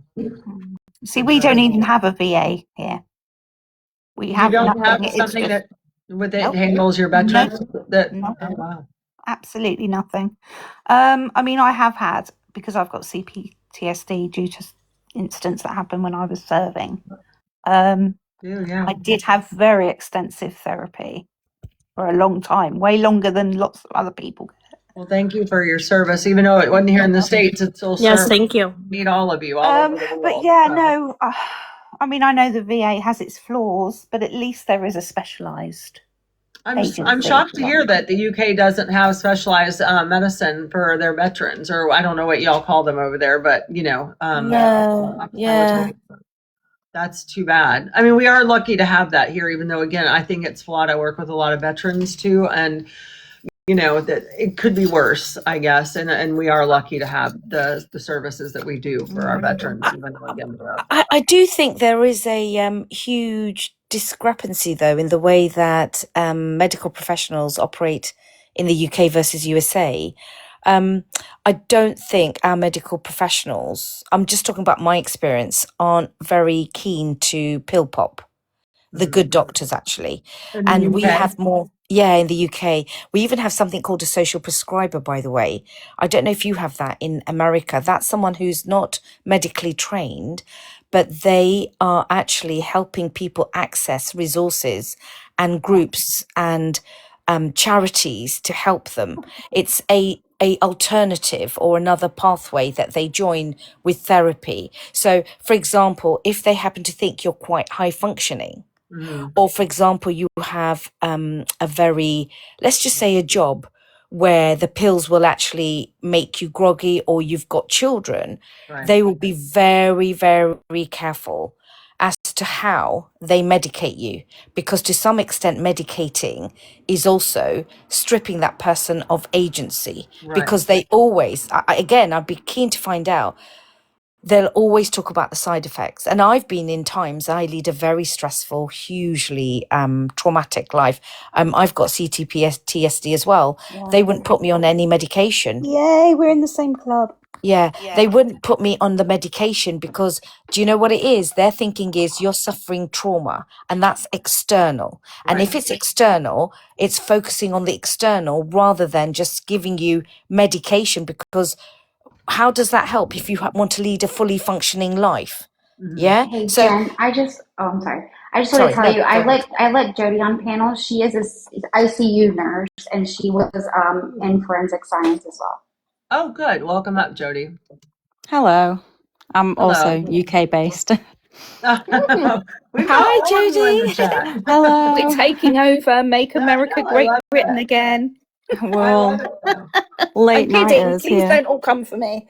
I kind of enjoy, I like that because you all have a different perspective. Instead, I think a lot of us medical workers here in the States might be biased a little bit or have our own thoughts. So I actually enjoy hearing what you all think about this because it's so different over there. Not different in this way that you don't have these same issues, but your medical care is so much different than ours here in the States. So I really do enjoy having y'all up. Thank you. We do, Cherry. What are your thoughts, Jody? Please share. I mean, at first when I heard about this case, it was more of a what the hell, because obviously you do hear about postpartum psychosis and women killing their children, and it's obviously devastating. And the more I watch this case and I watch the prosecutors and the defense and the witnesses, the more I'm convinced that she didn't do this, because from my science, my forensic science background, and now my medical knowledge, the timeline doesn't add up to me at all. You mean Patrick's timeline, or just I don't know. It's one of those where it's like, so they managed to revive Callan, the 8-month-old. There's a very, very short window of time where somebody will pass away and you are able to get a heartbeat back. You can probably estimate 10 to 15 minutes. Mm-hmm. So they're alleging this happened in the basement. So in this time frame, in the 10 to 15 minutes, she's strangled the child. She's run up 2 flights of stairs, taken an overdose, harmed herself in the way that she did, jumped out of a window, and then her core body temperature has gotten down to what? 26 point 27 something. degrees. Yeah. We're estimating, Neuro estimated with me the other night that given the temperature and how long they said how long it took them to warm her up, I thought it was 11 minutes, so it might have been lower. He was estimating anywhere between 77 and 78.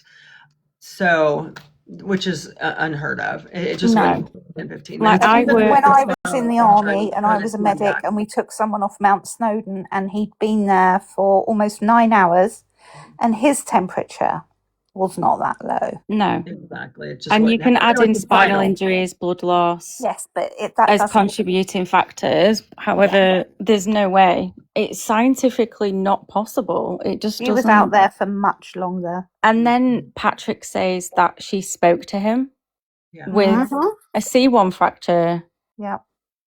and all the Had other injuries. crushed thyroid, bleeding Yeah. out, lungs full of red stuff, Brain fluid and brain the red fluids stuff coming coming up out of her nose, and yet she coherently said to him, and only he could hear, that she tried to kill herself and the kids are in the basement and she did it. To me, that is. Oh, and she said, I don't know, ludicrous. she said, "I'm sorry, I love you." This is in the statement too. I don't know if you guys read that, but I just saw that for the first time. I was gonna play this Basically, out. she's meant to have given a whole soliloquy. Yeah. But only EMTs heard guttural noises, which we know now, and I will die on this cross, was her lungs filling up the lower right lobe. The other one was completely collapsed. The left one was, the upper left lobe was completely collapsed. The lower right lobe was 300 cc's of red stuff in it that they pumped out of it, not the chest cavity, the lower right lobe. That's what they were hearing. The guttural noises was her filling up with fluids and gurgling, which we hear at end of life a lot anyways because of secretions and fluids. But I think they were hearing her chest cavity and her lungs fill up. Have you guys seen? And this was something I just personally saw today, but and I'll send it to the group chat. But basically, someone was doing kind of another theory being thrown out there, right? So I'm not saying this is what happened or what is true, but someone was saying that the reason his phone, why he was having issues with the service, which I don't really understand this fully, but that he was going from the basement to outside, and that is where he was connecting and disconnecting. But also someone brought up, was there a possibility, given that they were able to bring Colin back, that what they heard and why they didn't let the 911 call out is because he was with the baby first and then he was out to Lindsay. Possibly. I honestly, in my gut, think just like the Watts girls, again, Chris Watts not only murdered his daughters once, he did it twice. He suffocated them once in their beds. They woke up when he killed Shanann and came in the room, and he testified to this, that he smothered them once. I want to see where they should, if they had the baby on any monitors or anything, if they just started treating him and thought they got a heartbeat back, or if he was actually gone to begin with, or they thought he was gone because probably the lack of color. I think the baby was hanging on to life and that they just were able to get a heartbeat and get him going again. But he was brain dead. Yeah. They turned off the machines, or well, Patrick did. They decided not to go on with any, extending his life at all because there was none. So I think the baby was probably barely there when the EMTs got there, and that they were just able to kind of get him pumping again. And it makes my heart hurt. No, but I I mean, we agree. know it can happen. Chris Watts told us it could happen. He smothered his girls before Shanann ever got home, and they woke up and walked in there, and that's why he was so shocked when he was wrapping her up in a sheet to throw in the truck. He thought his girls were already gone. He smothered them twice. Can you imagine? So I don't think that the baby, that's just my opinion, is I don't think the baby was actually gone. I think that children were murdered along with her before he ever left for CVS. I Yeah. think he just built an alibi when he left, is what he did. And it goes to what I said the other night as well. I don't think Patrick, I think he is traumatized, but I think he's traumatized because he didn't realize just how damn messy Yeah. Yeah, he also, it is. I would say they call it a Freudian slip, where he was given evidence and he said that the blood was like Spray. sprayed, it was spraying everywhere. To me, that means he watched it spray everywhere. It's I not, agree it about was that. sprayed everywhere. Yeah. He said spraying. She went out of that window a long time before he apparently got I back don't her see or how they called can't see emergency. that she didn't with her, and people are going to keep going to that spinal injury. But again, I've talked to neuro, I've talked to everyone. It would drop. Yes, they do have a hard time regulating body temperature, but not to that degree. Not to that degree. Not in that short of a time. I would like to Whatever. know exactly what Lindsay was clothed in.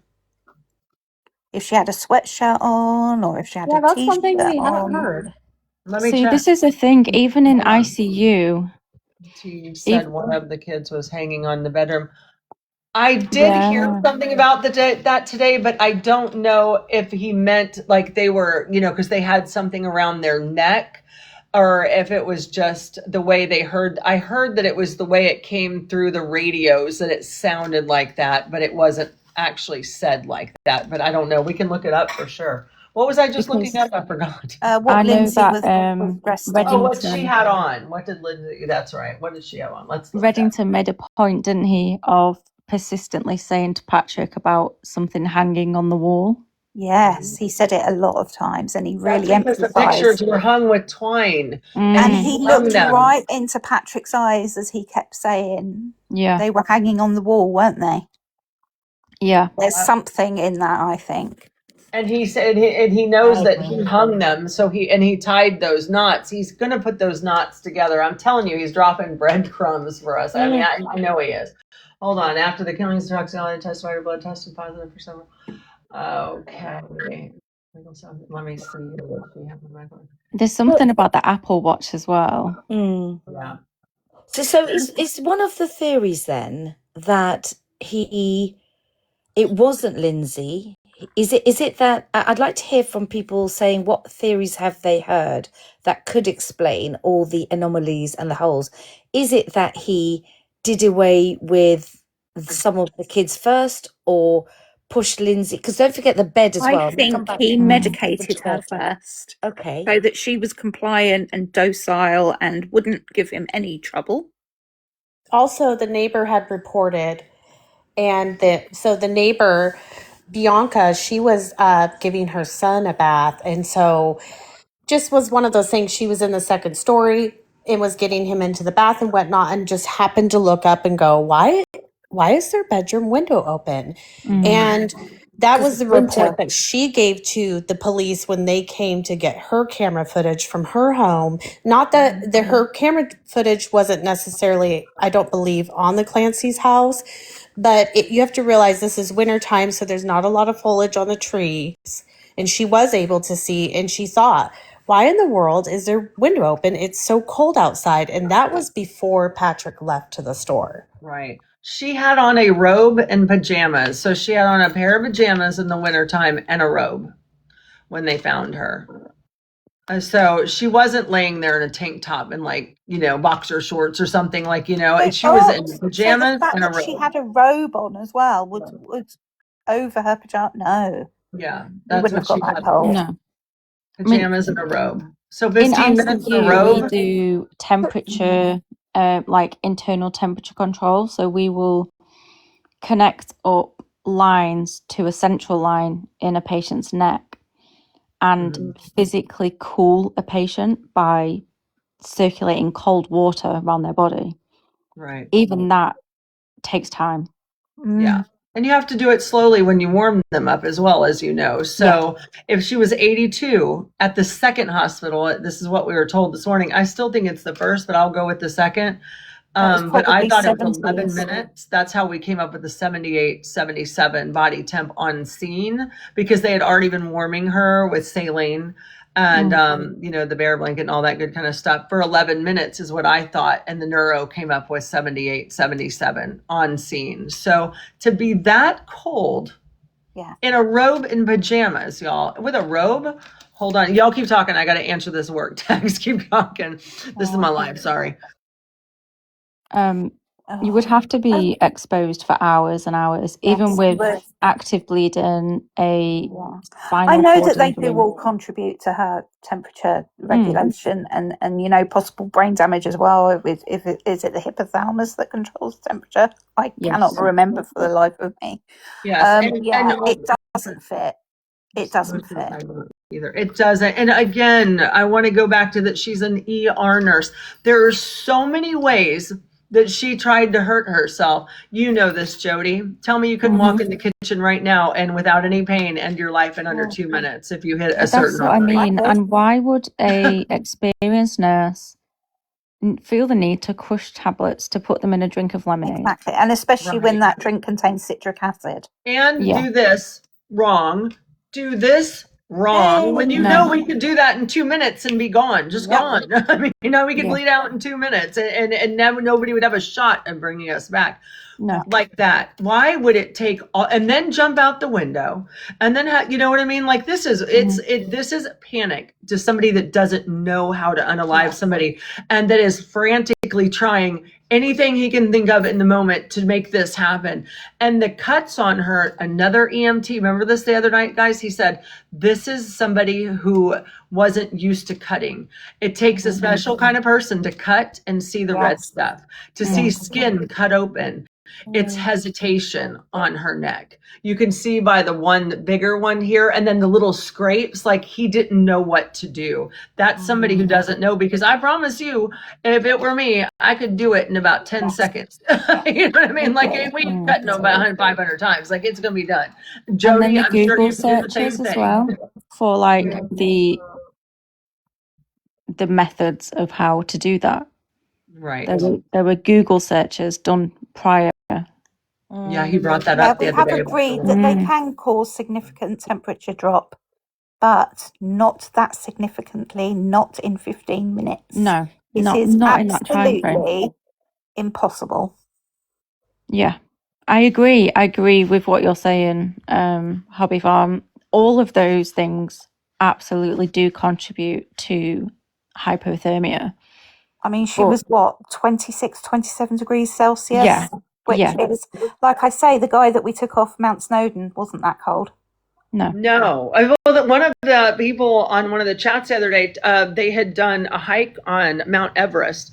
One of their hikers, and she was up there for 6 hours. And they got her down and she was like in the high 88, 89, and she was in an avalanche. This was in the 80s she was talking about. She was an older lady, but she was a nurse, and she was in an avalanche on Everest and got caught at the bottom of the mountain. They had to dig her out. And she was like, I'll never forget it. We thought she was gone. Her body temperature was 88, 89. And, you know, we didn't think we were going to get her back. And you're going to tell me that Lindsay, why is this filter on my face? Sorry, that she was at 77, 78, and that came from a neuro that because trust me, I'm asking everybody because I need to understand this. And I think us as medical professionals, that's why we're here. We're trying to figure this out. Cardiologist yesterday. You're right, Michaela. Her body temperature is what saved her, because it would have slowed the bleeding Yeah. and preserved neurological Didn't function. one of the EMTs say that a lot of the blood, the more not so deep, Well, she lost enough blood to actually throw her into started to cardiac dry. arrest. I mean, Yeah, she the had. loss of blood put her in cardiac arrest twice. So she did lose they had 300 cc's, which I know is not a ton, but it's enough. I mean, it did her lung Enough to drown alone, you. And so I'm wondering how much she lost because she had a Look massive at that, transfusion. Adam, you're meant to be sleeping. You just couldn't resist us, could you? I know. He just heard our voices in his little dreams, and he was like, I got to check on my girls. I miss them. His wife's probably over our shit right now, too. Talking about wives, I I did a thing today. Oh, no. What'd you do? I sent Kevin's wife some flowers. Oh, Did you really? Yeah, because I thought she is so. I mean, I was listening to things that they said on the stand about this TikToker that they want to put up there, and saying that, you know, his wife is a nurse and she was trying to reach out to this girl that, you know, used to work at, I can't remember what it was. And I thought, you know what? She must be so supportive. She must be so sick of seeing her husband in his 70s go out and be out all these long hours. So I just sent her a little, well, not little, thing of flowers through Interflora. All the way in Good old America, Katie. Interflora. Pardon? Obviously, all the way in America. Yeah, Interflora, my girl. But how did you find her address? I mean, obviously, don't share it. Is it Because it was on another post of somebody who had. It's Lindsay's birthday today. Oh. They had sent Lindsay flowers, and I thought, what a lovely thing to do. And I thought, well, I can't do that because that's just absolutely copying. And then, literally, like it was divine intervention, the next post I saw said about his wife trying to reach out to this TikToker and his daughter and his private investigator. And I thought, you know, he should be retired by now. I'm very glad he isn't. But, you know, she was probably imagining, you know, pottering around the garden, doing her roses, etc. But no, she's seeing him off every day. Oh, And I as love for that. that's a lovely gesture. And as for that, by the way, the TikToker who's coming to because there was a whole discussion in court today by the judge as to whether or not this will be allowed, and the prosecutor, what's her name? You know, with the one who wore a bow again today. I can't remember. I just call her Bowhead. I call them Bowhead. Tweedledee and Tweedledum. Yeah. Guys, I have to put a sticker on. Don't freak out. I have to turn my face off for a few minutes, and I That's can't say okay. out loud why, or I'll get tagged No, and it'll that's get okay. shut down. But I'm going to be a I call gingerbread them. woman for a few minutes. Yeah, that's okay. But, Okay. I call them Tweedledum and Tweedle even dumber. I saw Yeah. that discussion in court today, and what's really interesting is Reddington is starting to watch, or there's pertinent, you know, content being sent to him, which I think is really interesting. And then he talked about it, and he said apparently his private investigator tried to track her down, and at first she eventually told them, she said, "Oh, I thought you were AI. I thought you were, you know, dud." But now they have got hold of her, and Reddington was able to confirm in court that she's willing and ready to testify.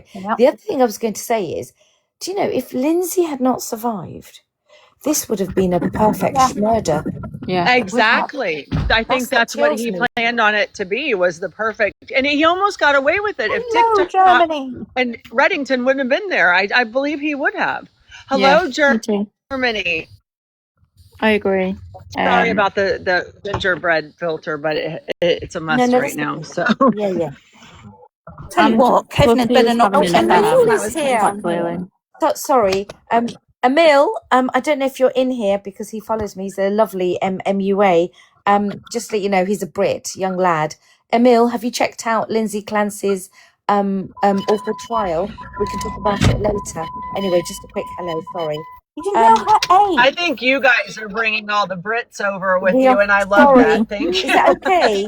Sorry, Cajun. No, I love it. You know what? This has been such a wonderful You're discussion, going no matter international, what, because Cajun. there's You're going, and so by the many way, smart women.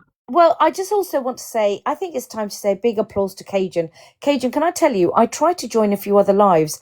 I found it really quite, some of them narcissistic, or they're not listening, they're not inclusive, but you have such a lovely way of bringing people together who really care. And a Scott. And Well, thank and you. also, well, not just that, you're quite discerning, because one of the things why I tuned into you is you said straight away, listen, we are not, you know, open-minded here. And I like that. So I'm still waiting to see if someone comes up, and I'd be very respectful. I'd love to find out from someone who absolutely 100% believes that Lindsay should go to prison. He Well, we doesn't did believe. have someone Adam. the other night, a gentleman But he who came won't up come here up. and immediately Can you stated, hear me we're still? all insane, Yeah. and she obviously did it, and she's admitted she did it.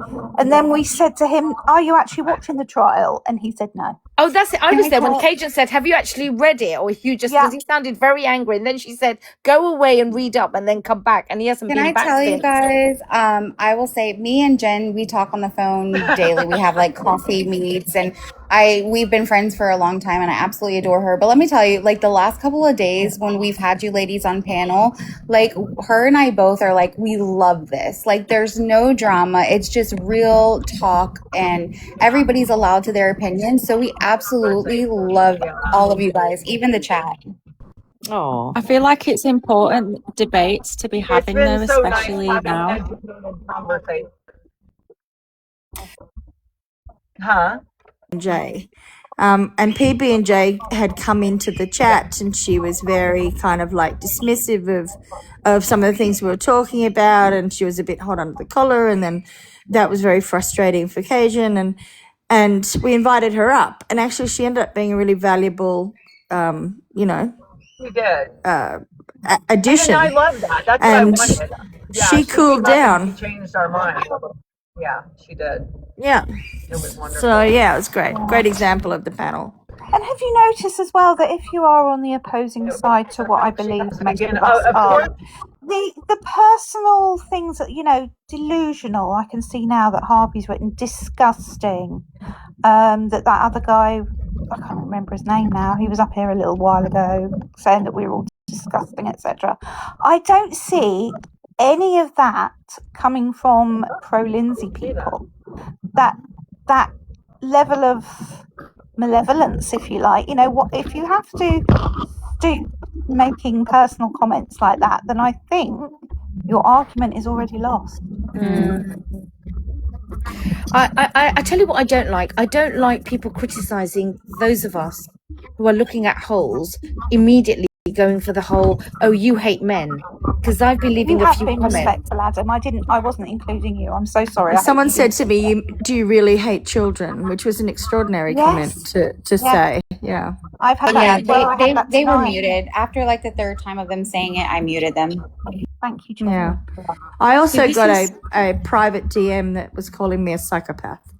Yeah. That because I had this opinion, which I just again thought was, I thought it was really interesting. Well, if I they're just thought that it was an quick interesting to take. recognise a psychopath, you would have thought that they were quick enough to recognise Yes. the psychopath that's been on the stand. Yes, They're not. Katie, exactly.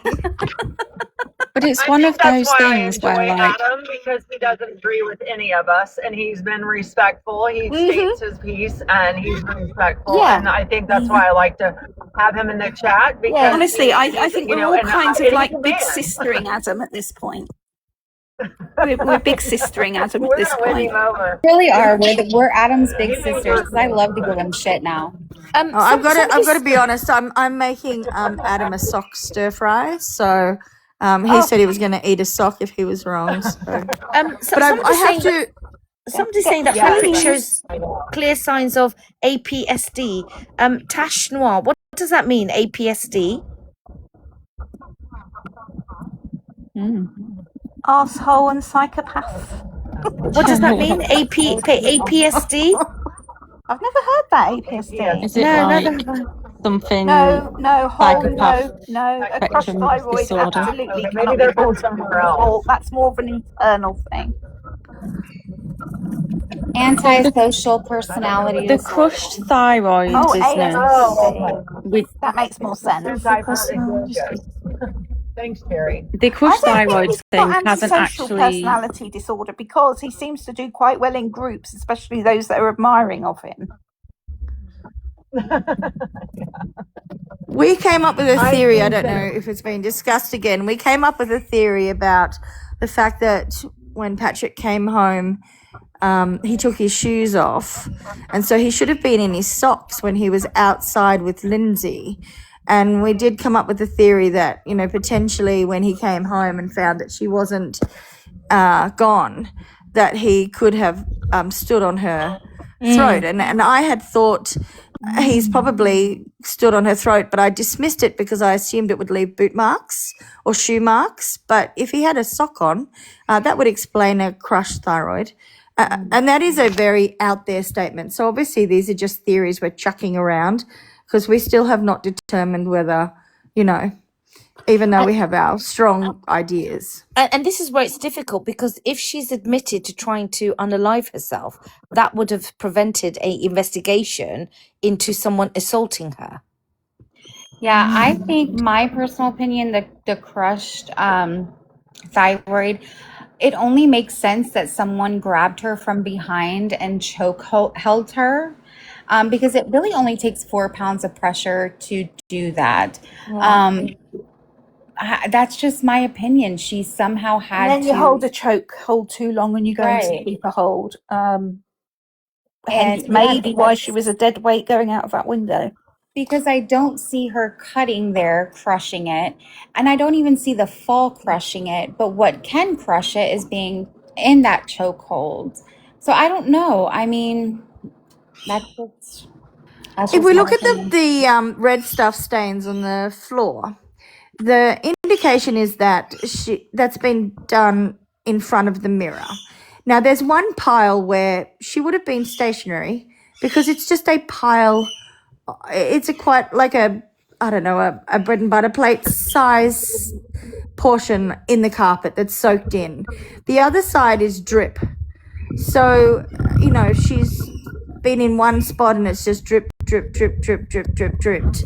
And then there's a lot of dripping over the side table. There's a lot of dripping over a lot of places. And we talked about, you know, it's not like we could carry her around the room unconscious dripping. And there's no shoe prints or footprints to suggest that even one of these drips had been stepped in. And if she was to go out the window, there's no markings on the bed, which was, I can't remember what we said the distance was in US measurements, but because there was something between the bed and the window, which was the nightstand, it was a significant gap. She would have had to climb up over the bed and over the nightstand and onto the window, but there's only one handprint on the window.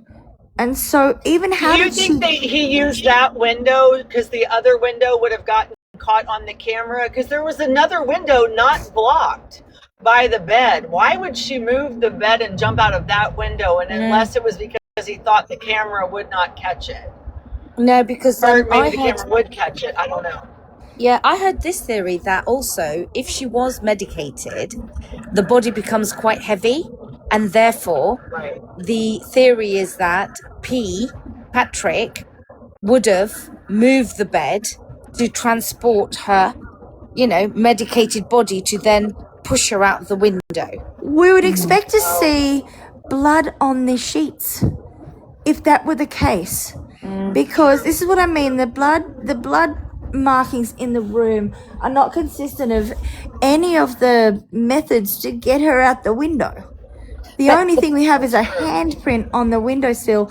The rest are only drip or puddles. Whose handprint was it? Did they do any latent They said they fingerprints couldn't or get handprints? a print because it's just been a slip print. But the theory holds if he did away with her first, as some are saying, that's why there may not be any blood. And by the way, did anyone else hear that there was a child's footprint in the blood? No, Somebody said that, where but is I that? looked and I didn't see one anywhere. I haven't looked at seen all that the at all. evidence. Has it? Nobody else has come across that? I should actually keep my references. I read it and then I just move on. And there's just not a single. What I don't understand, I mean, I can understand perhaps the bed was moved after as a stage scene, but I looked at that as closely as I could, and there's no droplets under the bed. The indication is the bed was there when the droplets were being spread around. And so this is something that doesn't make any sense to me if we're trying to go with our theory. He might have Because moved I don't it know. before he Yeah, I attacked don't her. know. Yes, well and truly, but what doesn't make sense then is how did she get out the window? Because there's no easy route to that window. And if she's actively, you know, dripping, there's not a drop on the bed, there's none on the sheets, there's none on the table. I think he pulled it underneath. away from the window because the picture that I saw, and I'll share in our chat, originally the bed would have been up against that window. It looks like he pulled the bed out away from the window to throw her out the window because that I'm bed thinking originally, he's the headboard was in panicking front at of this it. stage. I'll be honest with you, ladies. I don't think that the jury is going to find her guilty, honestly, because if we're having this doubt, the jury is too. But if if by chance they do find her guilty, I would probably be her pen pal for life because I want her to know she has support. I mean, Yes, it's some can. OJ Simpson levels of, getting it wrong if she gets it wrong. But what I will say is, Adam has said from the beginning, and I agree, because I watched the opening statement. I don't know what you guys felt. It sounded to me, and it has continued to look to me in terms of testimony and cross from Kevin or Mr. Reddington, I'm not seeing anything to suggest she didn't do it. In fact, in the opening, it was suggested it was not in dispute. Then why do you think he's focusing on, and that's where I'm confused. I'm with you on that. Why is he dropping all these things to point to it not being her or, the Apple Watch? Reasonable doubt. State He's are going for treating it- reasonable doubt. I don't know if this is going to the end up state being a are treating it mistrial. as though she's made a full confession. But the thing is, that shouldn't be admissible because it's hearsay. It wasn't to a law enforcement officer. It wasn't in the form of a note. It's literally Patrick's word. I believe no. This is why we need to go through the civil case. Because in the civil case, there's a reading of what she said to, I think, a psych nurse. And so we really do actually need to look at what she has said, because it involved her saying she said, go with God. And it involved her saying that she felt like she was outside her body watching it all happen. Adam, please, can you come up and tell us what it said? You've read it, and we've been waiting to do this read for days. I don't know. Are you a truck driver? You talk about your driving a lot. We don't care if there's background sound. Are you able to kind of just relay to us what was said in a non-text form? Are you We don't talking care if about there's- the civil suit? The civil suit, the evidence from the civil read it. suit. I didn't get a chance today because I had to go to Cleveland Hospital for a patient. So I just got home right before I went on live. But tonight I'm going to read it before I go to bed because I know everybody's referring back to that. And I need to Yeah. understand if it's an admission. I need to understand how it's worded because That's it might what make I've a been huge saying. difference. Might make a Yes. huge difference.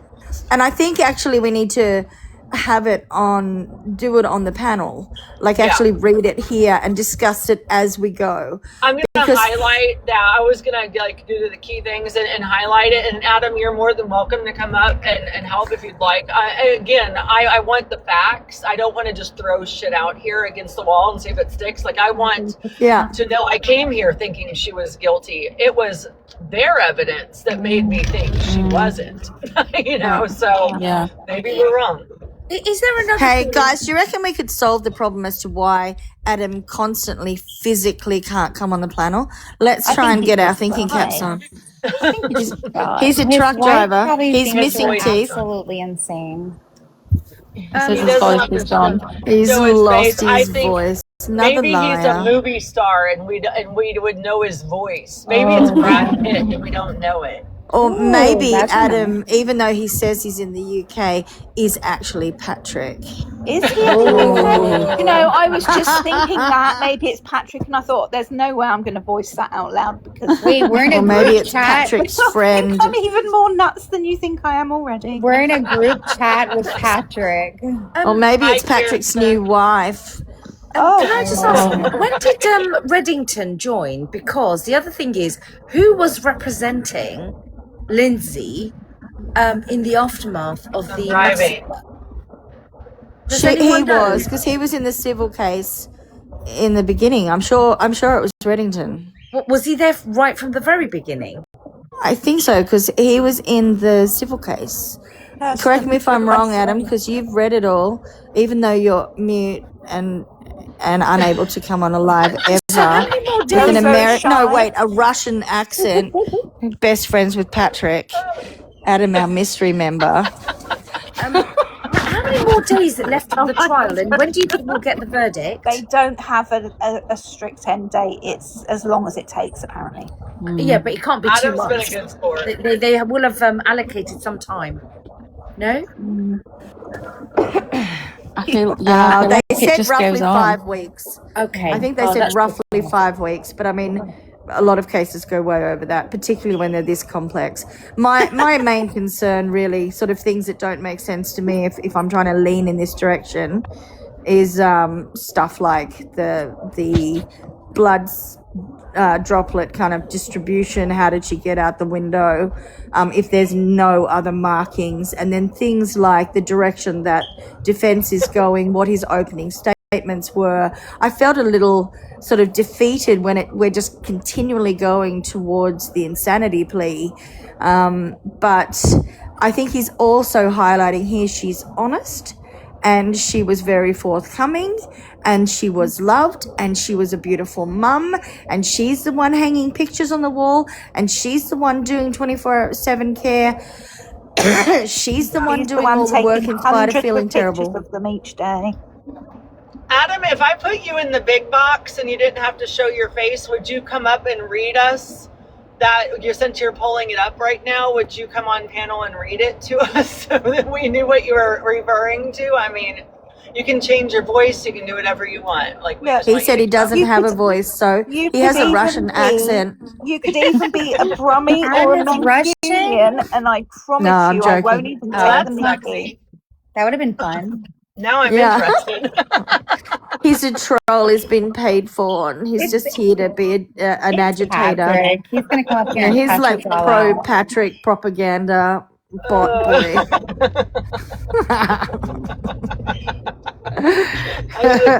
That's going to be your name now, pro Patrick propaganda bot boy. That's it, Adam. I'm just going to We'll call him now have to get an Patrick from now acronym for it.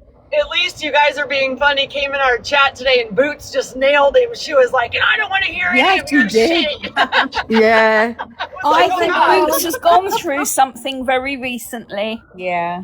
Oh, I didn't know that. I was like, oh, I love the banter we have with Patrick. I'm just putting it out there as a theory. I think, but you know what? I touched on this the other day. There are so many women who have had a Patrick in their lives. Yeah. Yes. Someone that will take the credit for Absolutely. what you do. Someone Absolutely. who will lose interest in you the minute that either your health or your mental health or you lose your job or something, and then all of a sudden you're not the golden girl anymore. I think so many of us have seen this, and I think that's what resonates with so many There's no women room around for the women world. to get sick and not be on their A game if they are to be loved by a partner. And we do see some beautiful partners who are very supportive through horrible crisis and Me you know, blah and blah my blah. But husband's anniversary is tomorrow. We will be together 22 years. congratulations. Congratulations. What's that? Tell him I said happy anniversary.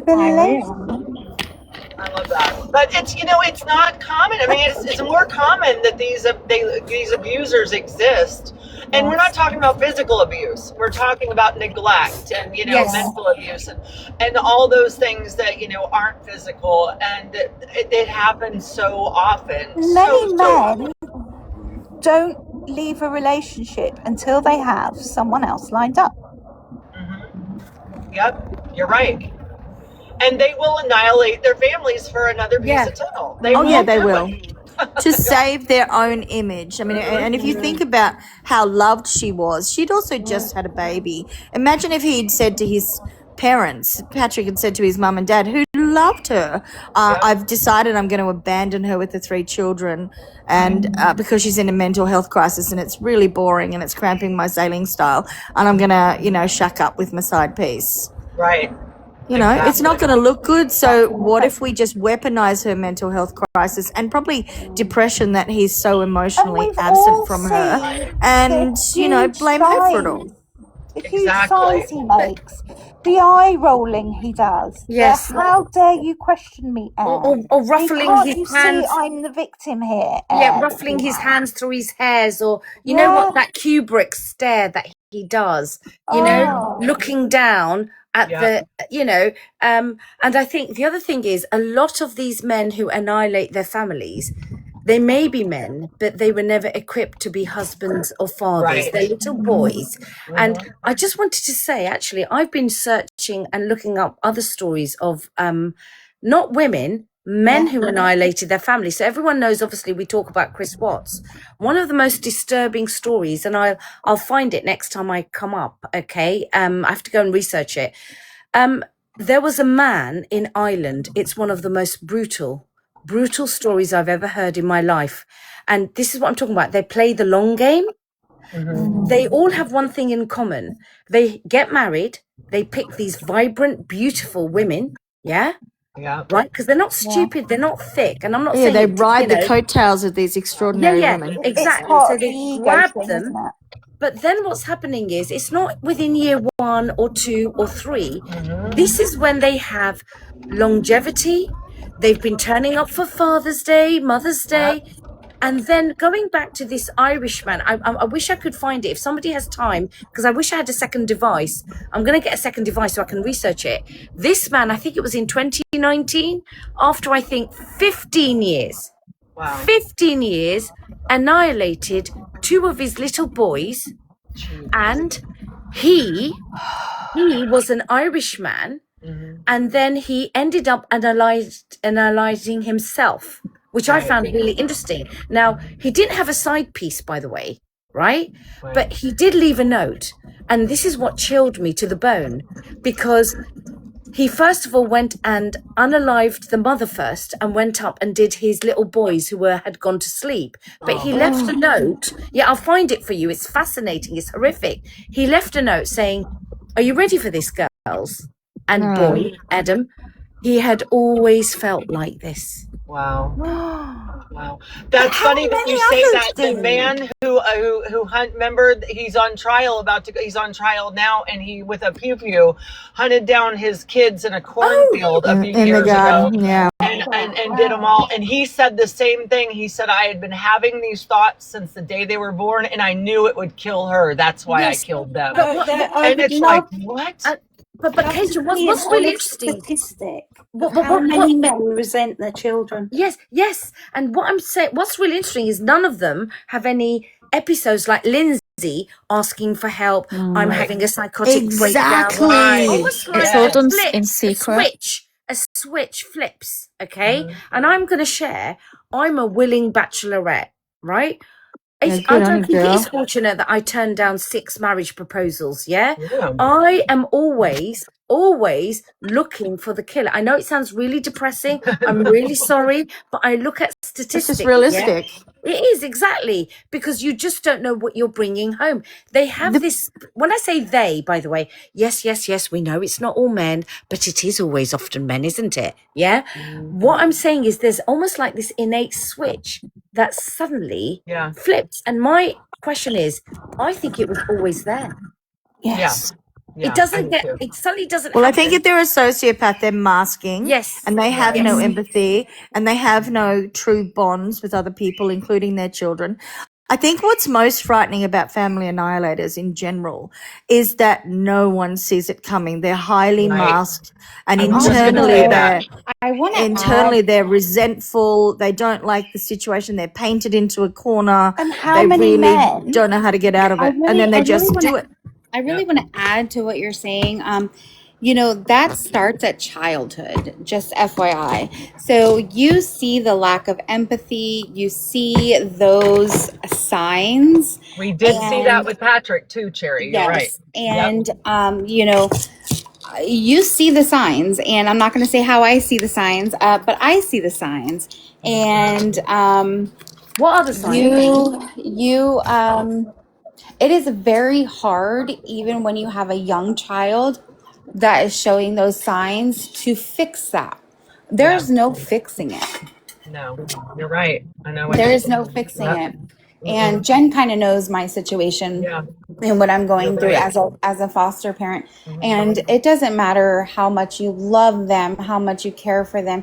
There is no fixing the lack of empathy. And unfortunately, they grow up and they do bad things because they don't care about what it does to other people. And so if people are showing signs at an age as a child at 11, 12, really seriously get them into intensive therapy to fix, even though it's very rarely fixable. Yeah, and was Patrick like that? Was he like Chris Watts, who was antisocial, didn't have a big, a lot of No, he girlfriends, wasn't. was, this He and that was in was all of the yacht clubs. He was was he? in all of the running clubs. He had all these Narcissist. friends in New See, York. I He had heard that all. he was just like that the last couple of years that they were together, that all of a sudden he was into sailing and he was running. And so that makes me think he He found a was woman skiing who and he was started him acting. doing those things. It's a great cover for them, isn't it? Yeah, that's what I heard, that he wasn't always like that it just come about all these new things. He was just like loving life and skiing and sailing and running. Well, that shows me that he found a Brunches with the woman who loved boys. those things. And he's in tech because he works for Mhm. Microsoft now. Right. But I wonder what kind of job, because obviously in tech, if you're in marketing, it's a bit more sexier.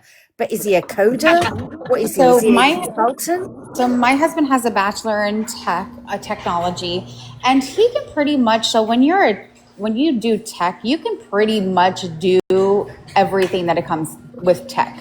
Yes. Internet, you're fixing computers, you're working with AI, you're doing different things that now are coming. So tech people, technology, the people that have that niche, they do pretty much everything tech. There's not like one specific thing that they But do. he's specifically in sales, according Is he to in Adam. sales? Yeah, Yeah, you he's know in that sales. somebody put in our group about him being a global black belt for Microsoft. That's not a martial arts thing.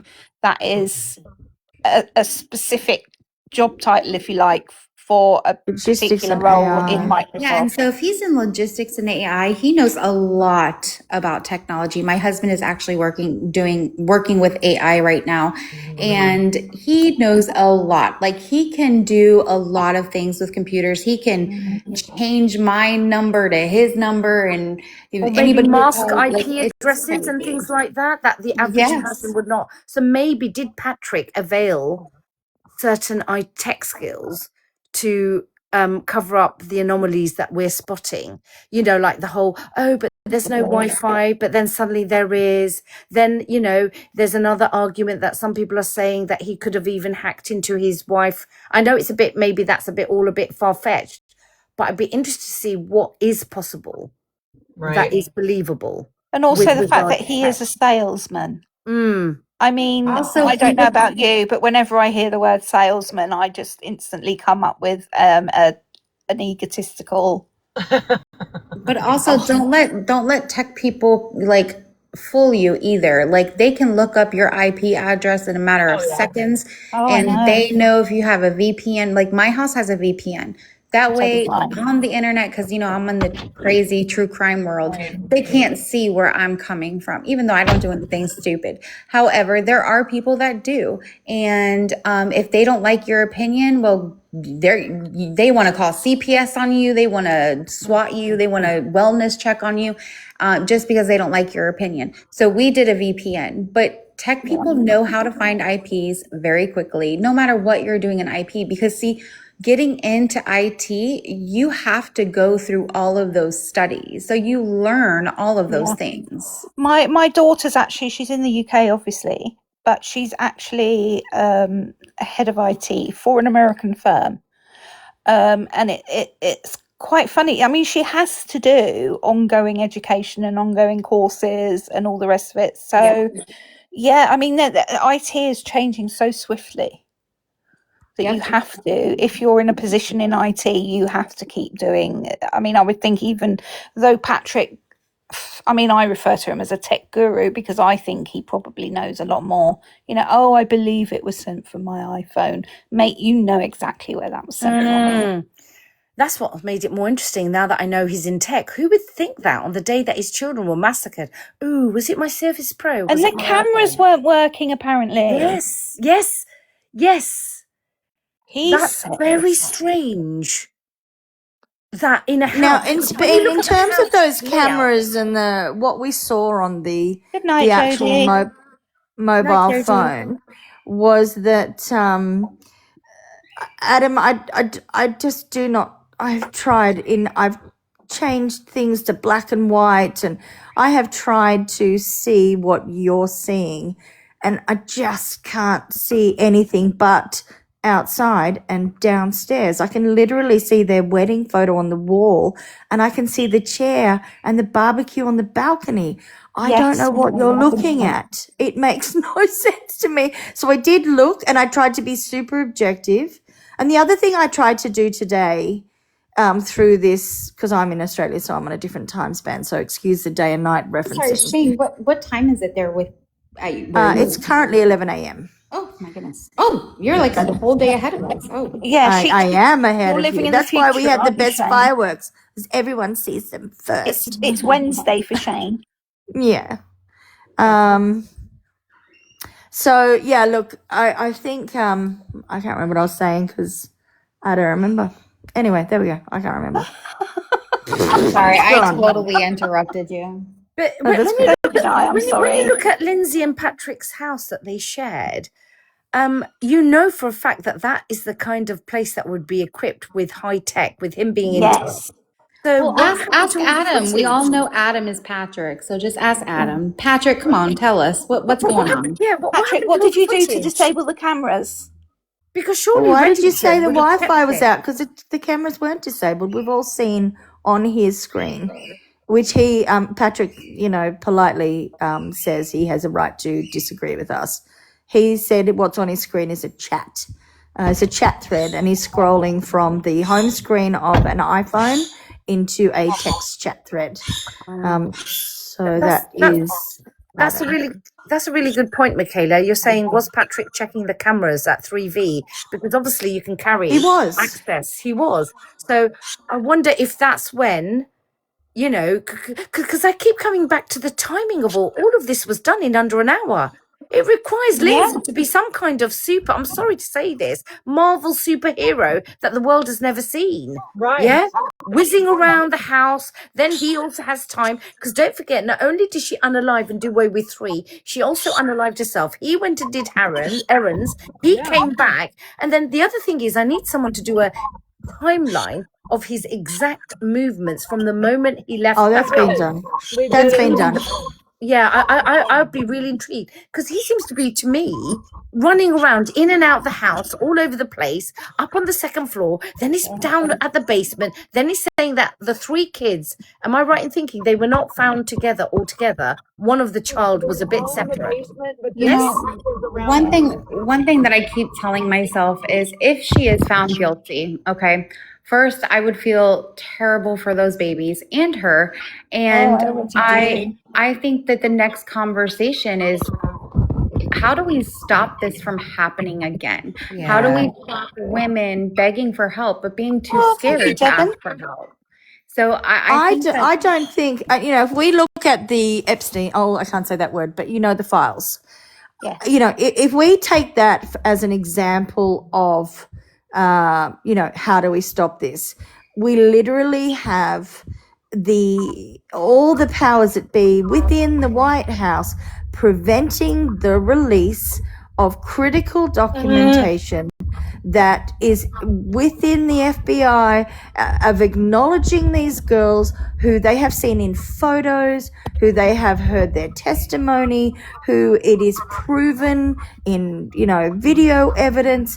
We see that nothing is going to stop this horrific gender oppression. And if we take that as an example, how are we going to stop what's happening, within the DV field, within the family annihilator field? How are we going to stop what's happening in the school realm in the United States with pew-pews? Well, also, It is. there's so much that needs help, right? But especially, okay, so as we are all women, right? If we went to our doctor today and said, and we were honest with them, okay? And this is not how I'm feeling. I'm just going to use myself as an example. I go to the doctor and I say, I am feeling very low. I feel like I don't want to live anymore. I am very depressed, okay? The first thing that they're going to ask me is, well, do you have a plan? Well, no, I don't have a plan right now, but that doesn't mean tomorrow I won't. You know, the first thing that they're going to do? The first thing that they're going They're to going to do, tell you to lose a couple of pounds. they're probably, And they're going to say, have probably, you tried they'll be meditation? like, well, have you lost weight lately? And then the next one will be, well, we have to admit you. And then the next one after that would be calling CPS to get my children removed. Yes. And that is why women do not speak up. Right Yes. there. Well, I know. I think there's also another side to that, Cherry, where people go in and say, "I'm just about to like jump off the Eiffel Tower," and they're like, "Oh, but you look really happy and your Yeah. clothes are nice." Yes. You get completely dismissed for your concerns. You know, you get kind of like a bit of a little like when a mother goes in with their baby who is throwing up and not sleeping and really struggling to eat and crying all day, and they tell all these facts to the doctor, the nurses, whomever's listening, and they go, "Oh, but look how chubby his cheeks are. He looks so lovely," and completely disregard everything the mother has Yes. said. I mean, That I happens once to me. had a doctor My that I my went to when I son was struggling, had and he said, "But your nail varnish looks lovely." And my let me also son state had this too. Women don't speak up about their mental health because they're scared that the men in their lives are going to use it against them to take their children. Not just Very the good. Surprise. but the She's men mad. in their lives. Oh, are she's going having to another take their children. episode. Yeah. Yep, You know? exactly. Yeah. My son Betty had Broderick. Look at Betty Broderick. I mean, Oh, I'm she, so glad you mentioned her, she's a perfect Cajun. example of. You know, she passed away. I was just thinking of her because Yes, I she did. is someone who was so unjustly destroyed. She was in the same, I think the same kind of trauma. But what he did to her, have any of you watched Betty Broderick's? I've not seen that. I'm not Oh, aware it's of that case. please do, Shane. Oh, yeah. It left such a mark on me, and it's a story from the 1980s. Yeah, a guy who married his Shane, hi, baby. sweetheart, Hi. and then she ended up unaliving him because he took a new mistress. But she obviously didn't touch the kids. But what he did And to took her, kids, he left her and took her money impoverished. and called her crazy Yep. and everything else. She couldn't Yes. even get a proper It was legal horrible. Horrible. But years of representation, and he was a torture. lawyer. Wow. He was a lawyer as well, and he cut off even legal representation. So she eventually went mad. And, You know, and, proof and that doctors don't really listen to women as much as they do with men. Here's a clear example. When my son was a baby, he had projectile vomiting. So he would eat his bottle, it would get stuck, and it would all come up. He was losing weight. I kept telling the doctor, there's something wrong. The milk is not going down. He's projectile vomiting. He's like, oh, no, he's fine. I was like, no, I'm being serious. So my husband was like, let's go back to the doctor because it continued to happen. And my son was looking very, very sick. He was getting no nutrition. And we took him back to the doctor, and my husband fed him in the waiting room. The doctor called us back, and as soon as he got him on the table, he projectile vomited over that doctor's head onto the wall. And in that moment, the doctor looked at my husband and said, oh my gosh, how long has he been doing this? And I said, I have brought him here every day for 2,000 2 times. weeks, and I'm telling you. And he was like, well, I didn't realize it was that You were bad. anxious. But the You doctor were having was, anxiety. the doctor- You were a new Yeah. Do you mother. maybe need some? Do you need Yeah. some anxiety medicine, Sherry? Exactly. That's the only reason he's projectile vomiting. Exactly. And It's the because you have doctor- anxiety. The doctor did not talk He's to me feeding about off it of your once. anxiety. He's feeling your emotion. Yep. Oh Yeah, yes, I get that it. is only- a classic one. Yeah, he only If talked you to my calm husband. down, he'll calm down. He only talked to my husband. Jane, how many times My did you son- probably hear that when your daughter Trillions. was sick? I My mean, son Trillions and was- trillions. Sorry, Cherry. Go on. No, it's okay. My son that night was admitted into the hospital and had surgery to fix it. Oh God. yeah. I mean, Jane's I- daughter had a tumor all down her spine, a cancerous tumor, and it took her 11 times to an ER Oh, no, it didn't to take me- finally get them it released. took- So It took me 2 years, but in the last 9 days, I just went from ER room to ER room to ER room until in the very final ER room, I said the only way I'm leaving is either in handcuffs or with a scan result in my hand. And so call the police or scan her because I'm not leaving. And I was an absolute thorn in their side. I would not be gaslit. I would not be turned down. But for 2 years, she had a tumor from T1 to T10 in her epidural space that had crept through her nerve channels into her chest cavity.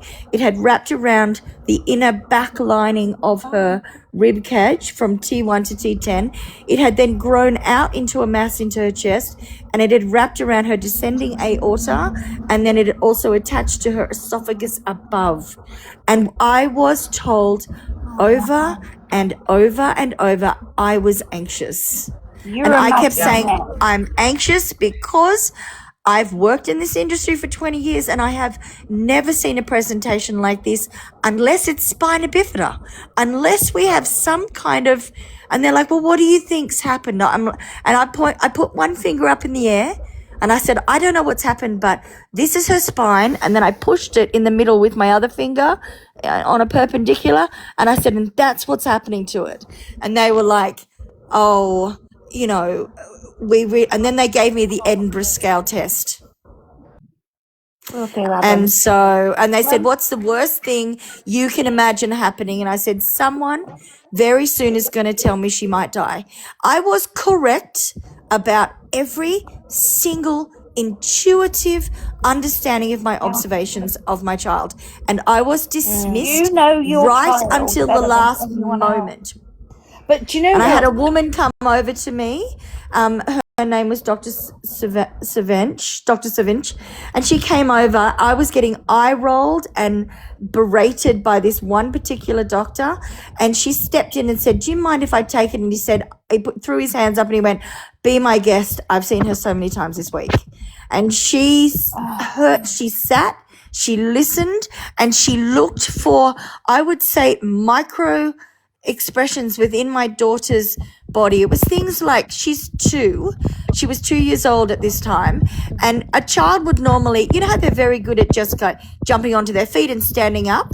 She was like an old lady. She'd crawl over to an item, so she'd had regressed development, and she'd use her hands to climb up because she didn't have the strength in her feet, and she had a left side deficit. But it would get worse if she lay on her back for a nappy change, and there were so many micro expressions of what was happening, and she had a left eye turn, which is a classic sign of spinal cord compression.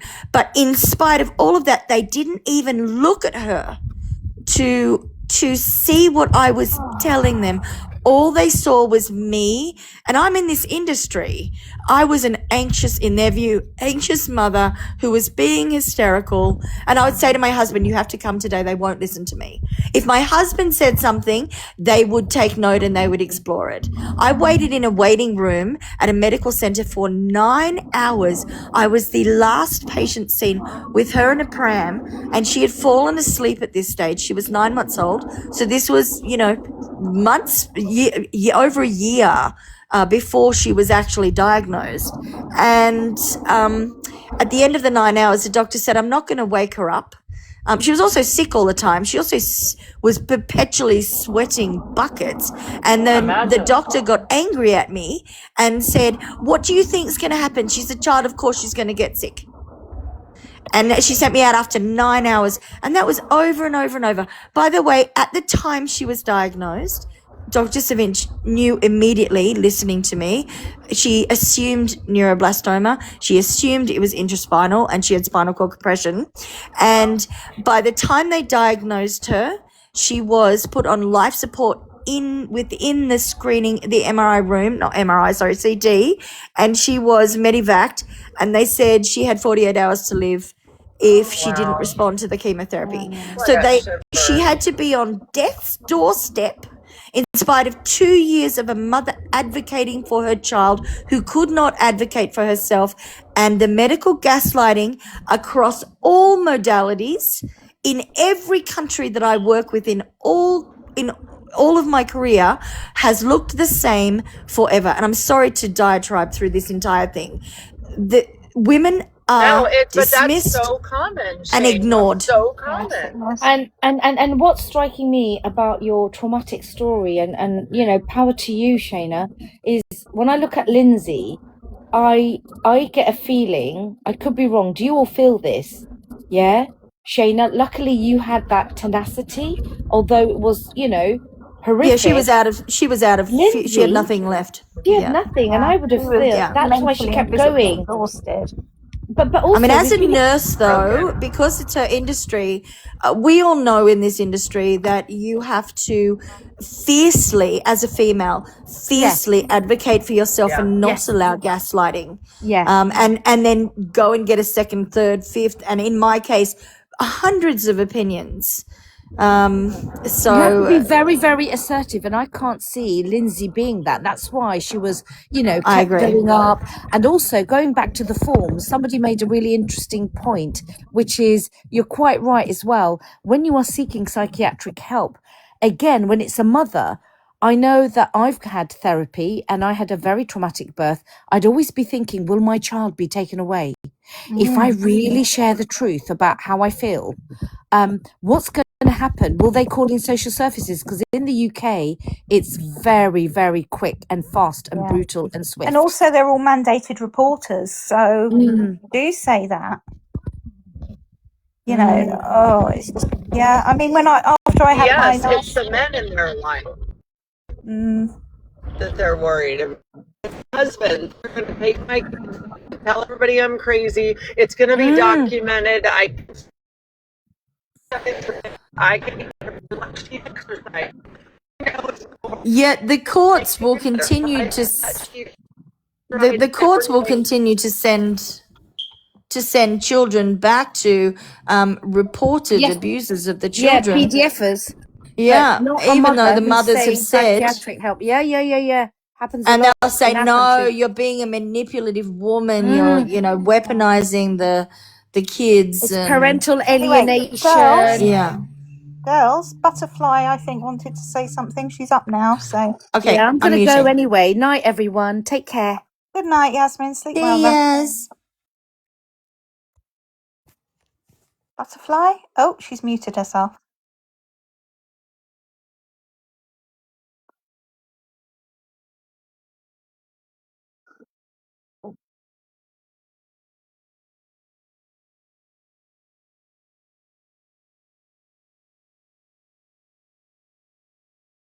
Okay. Okay. Do you want me to sing? So I had consistent. Oh yeah, of course.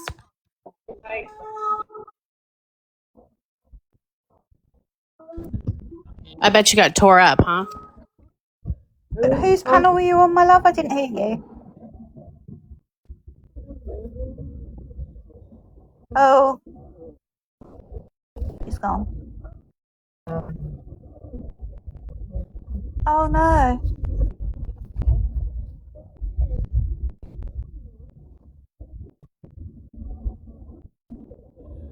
Uh-oh. Yeah. What I was saying is that I was sent to a psychologist because I kept having issues with my bladder. And it ended up being that I said, okay, fine. Because at that point, I was so whittled down by the doctors. So I went to the psychiatrist. I said, fine, I'll just do whatever you tell me to do. I kind of had an attitude. You were And psyched because you had bladder problems? My God, so woman. so I go to Well, it's the obviously doctor. because It was a male she's doctor. a hysterical woman, and she just obviously can't recognise her own mental issues, It which was a are male doctor absolutely that saw me. He put plain his to hand. see for everyone else to see. He put his hand on my knee and said, I think you have a neurogenic bladder and this is all in your head. I said, Oh okay, my fine. God. So I go to the psychiatrist. The psychiatrist is like, I actually think that there's something going on here. I don't know that this is in your head. So I ended up, long story short, I ended up Doctor was an getting asshole. into the hands of Let's see. She was actually a fertility specialist, a Catholic at that. I thought that was interesting. These are military doctors, by the way. So I finally got to the right doctor. And if I could send the pictures in our group chat, I would, because you would just be astonished if you like medical stuff, because my Love medical bladder stuff. was hooked into my C-section. Oh no, are you kidding me? And it was They also stitched you tied. in? It was also tied in and into my With uterus. adhesions or actual stitching? Or did you have adhesions? Oh my god. So no, I didn't. It was adhesions. I had adhesions all the way from above, underneath my ribs, down all the way into my deep pelvis Casey, I do with too. endometriosis. Oh, that's terrible. And it is the worst thing to live with. Particularly as I've gotten older, having those adhesions is terrible. I'm so sorry that you got gaslit like that. So did they treat the endometriosis? Did you end up actually going back and speaking to the doctor? Out here on the coast, Yeah. I think we ended up doing 5 surgeries, and I was able to have another baby. So that was really special. So I have a 4-year-old, but I also have a almost 18-year-old. Oh, amazing. So you got to have a little beautiful miracle. So it was a really good ending. And Hi, butterfly. it is the first time since, you have to understand, this was a issue that I had going on since I was, a young girl, and the infections would happen before my cycle started. And it was because my bladder and uterus were intertwined. Yeah, awful. So this is 4 years this last July. So in July, at the end of the month, that's the first 4 years of my life since I was a young girl that I haven't been on antibiotics every month. Wow. Wowzers. I'm feeling good. I'm able to But do of everything course I it was want a to do. it was a psychiatric problem. It makes perfect sense. Right. A And you probably neurogenic needed to bladder. lose a couple of pounds. I think that was in there I'm gonna probably. keep going back there. A neurogenic bladder. I love that. You just love to pee your. And him putting his hand on my knee and saying, Yeah, and kind of shaking patronizing. it and saying, "Listen, I think this may be in your head," was just the cherry on the cake. Oh my god. Yeah, and it's quite clear, when they But that can't happens every solve. day. Yeah, when they can't seem to solve, like particularly inexperienced people in the help arena, when they can't solve someone's medical crisis or mental health crisis, they seem to take it as a personal affront that they're failing. But actually, sometimes medical crises are just very complicated and aren't to be solved. They're to be worked through, systematically with patients and same with mental health. But when we have someone who's ego-based in the industry, they'll often try and dismiss your symptoms because it doesn't fit their narrative that they have to be able to cure you. And that's, to me, something I've seen a lot with my clients. We're pretty selective with who we go to outsource medical, psychiatric, child development crisis areas, because anyone who's going to go, if I can't solve it, you're the problem, is not on our pick list. I mean, is it really so beyond the realms of Obviously, possibility that we could just be listened to for once? Apparently, yes. I think history will tell you that it is completely beyond the realms of possibility right now. Oh. But we are currently in the first I agree. phase of being seen. It's the first time I've seen not only girls say it, but actually girls see how groomed even they are towards other girls. Attitudes about girls and what the pressure that's on girls and how females attack other females. Yes. I mean, even if you look at when a man is cheating on their wife, the two women fight it out and the man stands there and tries to break it up, but he's the one cheating. And we are fiercely groomed from childhood. I challenge you girls, when you go shopping, to look at the children's items, and I want you to look at boys' lunchboxes, boys' t-shirts, boys' prints on shorts, and I want you to look at what the wording is and what the imagery is. Boys' lunchboxes, it's all like kapow, Boys and are it's like empowering, and you're dinosaurs. strong, and girls say you're soft and you're a princess. Well, and you're actually, pretty." girls is all about smiling, being a sunshine, being a rainbow. Girls are groomed to be never have a bad day, and boys are groomed. It's okay to be aggressive and like. Look, I challenge you to go shopping and find anything that You're is right. not suggesting that to either boys or girl genders from birth. And how sexualized the little girls' clothings are too. It's Oh, just I appalling. can remember when my girls were little and I wouldn't put them in a bikini on the beach. And my friend said to me, "Why?" And I said, "Because there are men out there who look on them as objects and like not at their age." And I was like, "Yes, at their age. I wouldn't Well, let again, girls we're going back to the poll wear that I did a bikinis." few months ago where I asked, I had 300 people, Cherry was there in the chat, and I said, tell me the age that you first remember being sexualized by an adult man. And the average age was 6. Yes, 6 I out of agree. 300 women. And these were all ages of that women were popping up. We averaged the ages and it came out to 6. That's how young women are when they first remember a grown man sexualizing them or making them feel uncomfortable about their sexuality. I mean, she was a little bit older, but I had a friend who was a fantastic cross-country runner. I mean, she would leave me in the dust, but she was running one day and a couple of workmen leered at her out of their van and said, "Whoa, look at the way your tits are jumping up and down." Whoa. And she was no older than 12 or 13. She didn't run again from that day. Yeah. Oh, how disgusting. And I know it is, but it's happened. I guarantee you, every one of you just had a thought in your head, and Yeah, you don't have to say it, absolutely. but that we all have. We're probably under the age of 10 years old. I didn't know. I don't think we had one, Cherry, that was over 10 in the chat that said, "Oh, I was 12 or 14 or even a teenage year." We're talking about children that were. And so again, I think there's two kinds of women in this world: those who know how to use their sexuality because they were taught that way to get what they want in life and maneuver through life, or those who are used for their sexuality in life. I think I really do, but it's because we were groomed that way since very, very, very young. And she's emotional. She's having this. Little boys are taught that from the time they are small too. So are we.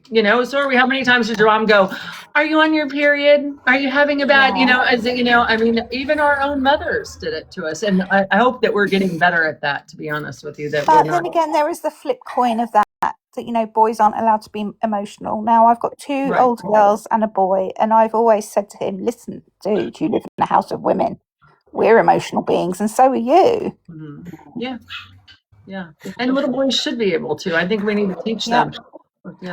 I don't understand this narrative though. I'm gonna challenge that narrative, because I do see boys being emotional, but their go-to emotion is anger or insults.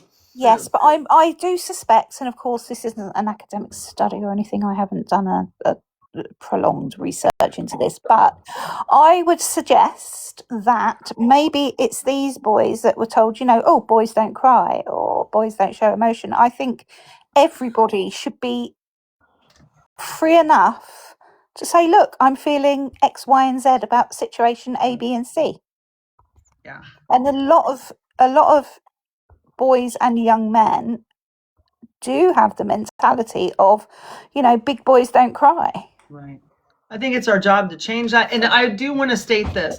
I am not undermining men's mental health at all. It's out there. It exists. We need to acknowledge it. We need to address it. Men go through, I think, not the same, but they go through their mental health issues as well.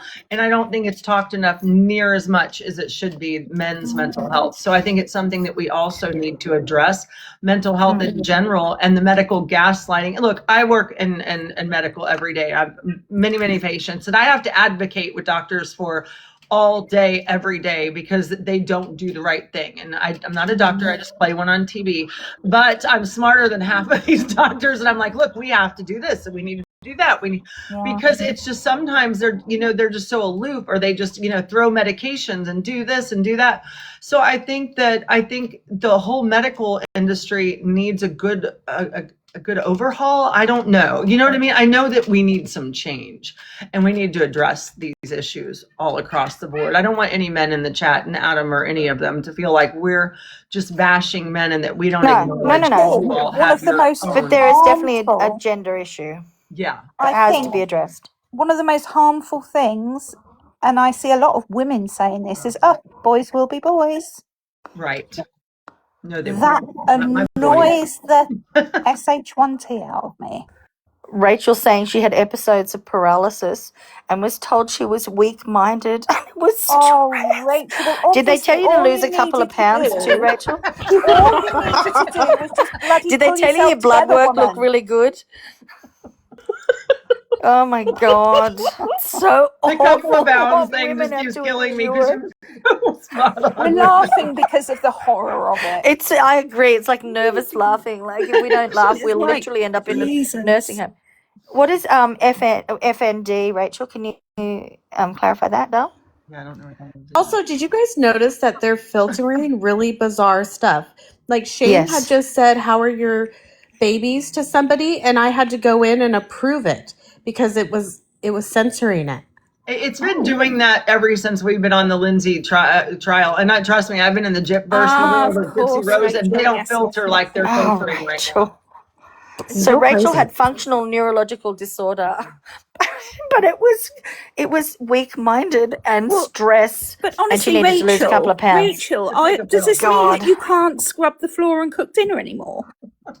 God. It must be in your mind. Get back to your job. Yeah. Horror stories? Have Awful. you Listen thought to about this. meditation, Rachel? Have you tried losing a Mindfulness. couple of pounds? Yeah. Oh God, it's Whereabouts in awful. your cycle does this occur? Do you know what? I saw a TikTok, girls, you might get a laugh out of this. And it was from the perspective of the person was unalived in their own coffin, and they were looking up out of their coffin. And the doctor came up to them and said, "Oh, just before you go, I've got your blood works. Everything came back fine." We cannot. They're already dead. I laughed for like a day about it. You know, if a man was looking at this, they'd be going, look at all these hysterical females.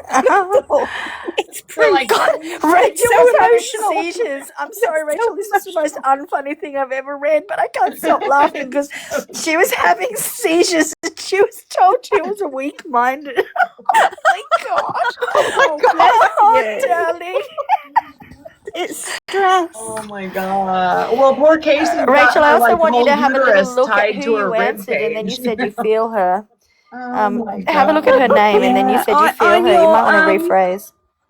I'm your, yeah. Yeah, I always want to talk to her, but I can't say her Yeah. name. Yeah, no, me too. Can I call you IYC? Is that okay? Yeah.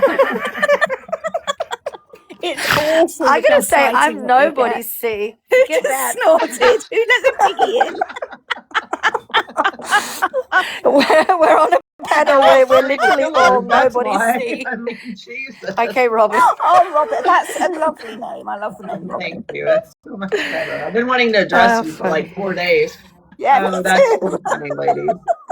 Oh dear. It's so sad. I love that also. I love that her name is just so solid. But she's She's also got to just be so from the reasonable. UK. Only somebody from the UK would name themselves out. Where are you from, Robin? Tell me where you're from. Are you from the States? Or Australia or somewhere? You can't be from the States, are you? Because you guys say that word a lot over there. Scotland. Okay, that's what I thought. There you go. That's what I thought. You guys throw that word around like it's nothing, and I'm like, Yeah. oh. And then I Yeah, we do in did Australia, but I years still ago. like cringe every time I hear it. Do Oh, you? what is the name of Like that do. small Australian kids say that over lady? there, and I'm like, oh my What's the God. name of that Australian lady who's a feminist? She's written so many books. Oh, she's very well known in the UK, yeah. But Yeah, what's we she don't actually called? subscribe to her over here. You guys love her more than we do. Yeah, but I can't remember what her name is. Yeah, nor can I. She's the older lady, small and Yes, curly hair. yes. Yeah. But she used that word. Oh, yeah. The see you next Oh, really? Tuesday, like every other word in a book of hers that I read. And then she said, well, you can't call you feminist if you can't dip your finger inside that word during your period and then lick it. And I was like, Oh my. Oh, oh yeah, she's pretty. Yeah, she's. No. That's why we don't really love her that much over thank here. you, but no. Yeah, gross. No. Cherry. Cherry's Exactly, right? nauseous. And I was like, The conversation has Oh. absolutely gone into the gutter. oh, I'm Oh, sorry. God. It was just what she wrote. That's not my feelings on things, I promise you. Oh no! Even Robin's I'm feeling almost throwing up nauseous. right now. I'm sorry. That's enough of that, Katie. I'm sorry. I'm so sorry. I'm so sorry. What was her Oh, my bloody God. Greer? Charmaine? Is it something Greer? Charmaine Greer? Yes, who y'all are talking about. Yeah, it's Oh. Greer. You're right. It is Greer. Yeah. I can't remember her first name either. I know. I'm sorry. I'm so sorry. But I it was can't just. think who she is. Oh. Um, Is it Charmaine Greer? Jermaine. no, let me look it up. Give me. Okay. Jermaine, she said. Jermaine. I knew it had a main. Jermaine Greer. That's the one. Greer. Jermaine. I've never heard of her. Correct. Yeah, Oh. she's pretty cutthroat. She's a real feminist, but also she is No, I just very got much like almost divorced like a and I was shock going jock. through my I am a powerful feminist phase, and I literally just threw the book aside and was like, perhaps I'm not ready for this. Maybe I'm not so powerful. I might be weak-minded and need to lose some I'm pounds. gonna go and put on a pink dress and a pink bow and just. Where's my No. glitter sneakers? Quick.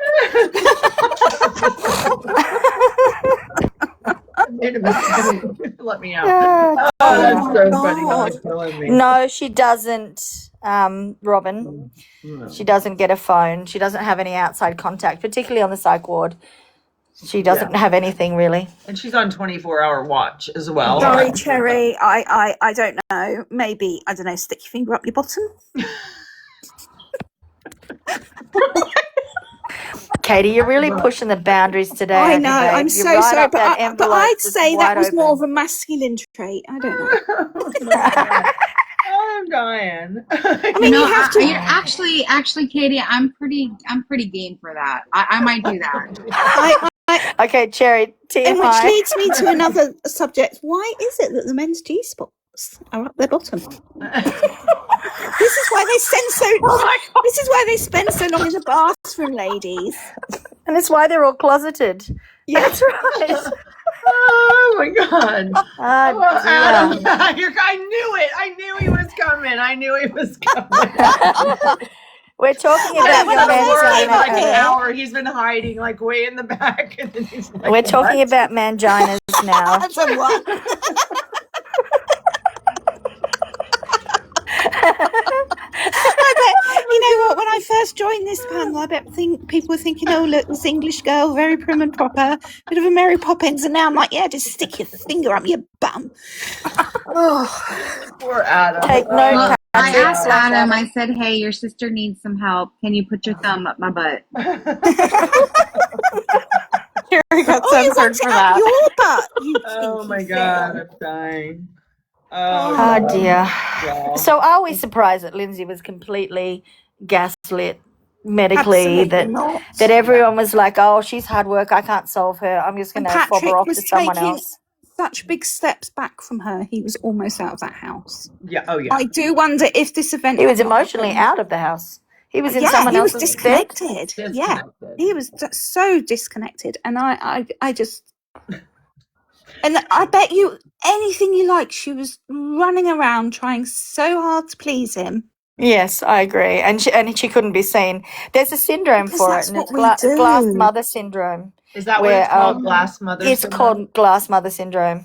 And there's also a syndrome for children who feel unseen. It's glass child syndrome, where they actually feel completely invisible in a room. I mean, she's fighting so hard for her family and meeting brick walls at every turn. And the guy who was supposed to be there protecting her and rooting for her and sharing some of her burdens. No, she wasn't on her A game. She had Where a the third hell was baby she? and she had No, needs, that's so that not- meant he needed to be selfless, and that just was not on his bingo card for having a woman who was a nice, shiny, reflective jewel on his personality. Yeah. Didn't match. No, it was not appealing to him anymore. He And, was and there more was the something mum. shinier and prettier out there. He was more the mum than the siren at that stage, and it does shift their brains. And that's another thing with women I read on this morning before I came on this morning, and I meant to touch on this, is that women who are putting this much effort into their mental health usually don't try to harm themselves. It's not a statistic that was very big that women that are advocating for their own mental health, which it I looks agree like with she you, was, Butterfly. don't do these kind of things. All I was trying to say is he did this, not her. Well, thank you, Butterfly. TikTok knocked you down. I don't know what happened, but it won't let you back up. So we'll just do it another day. Well, I know you think she did, Adam, but we don't. I mean, not yet. I don't know. We might. Our minds might be changing. Patrick, we know what you're trying to tell No us, one needs but to take we don't Adam's buy your teddy bear story, away. buddy. Yeah, we're not buying your story, Patrick. You're What's really the bad full at lying. You got to say his Nothing full makes government sense. name. What is it? Well, Patrick that would what? make sense because they're very, very cagey about the birth date of Rachel and Patrick's first child. Oh. Why?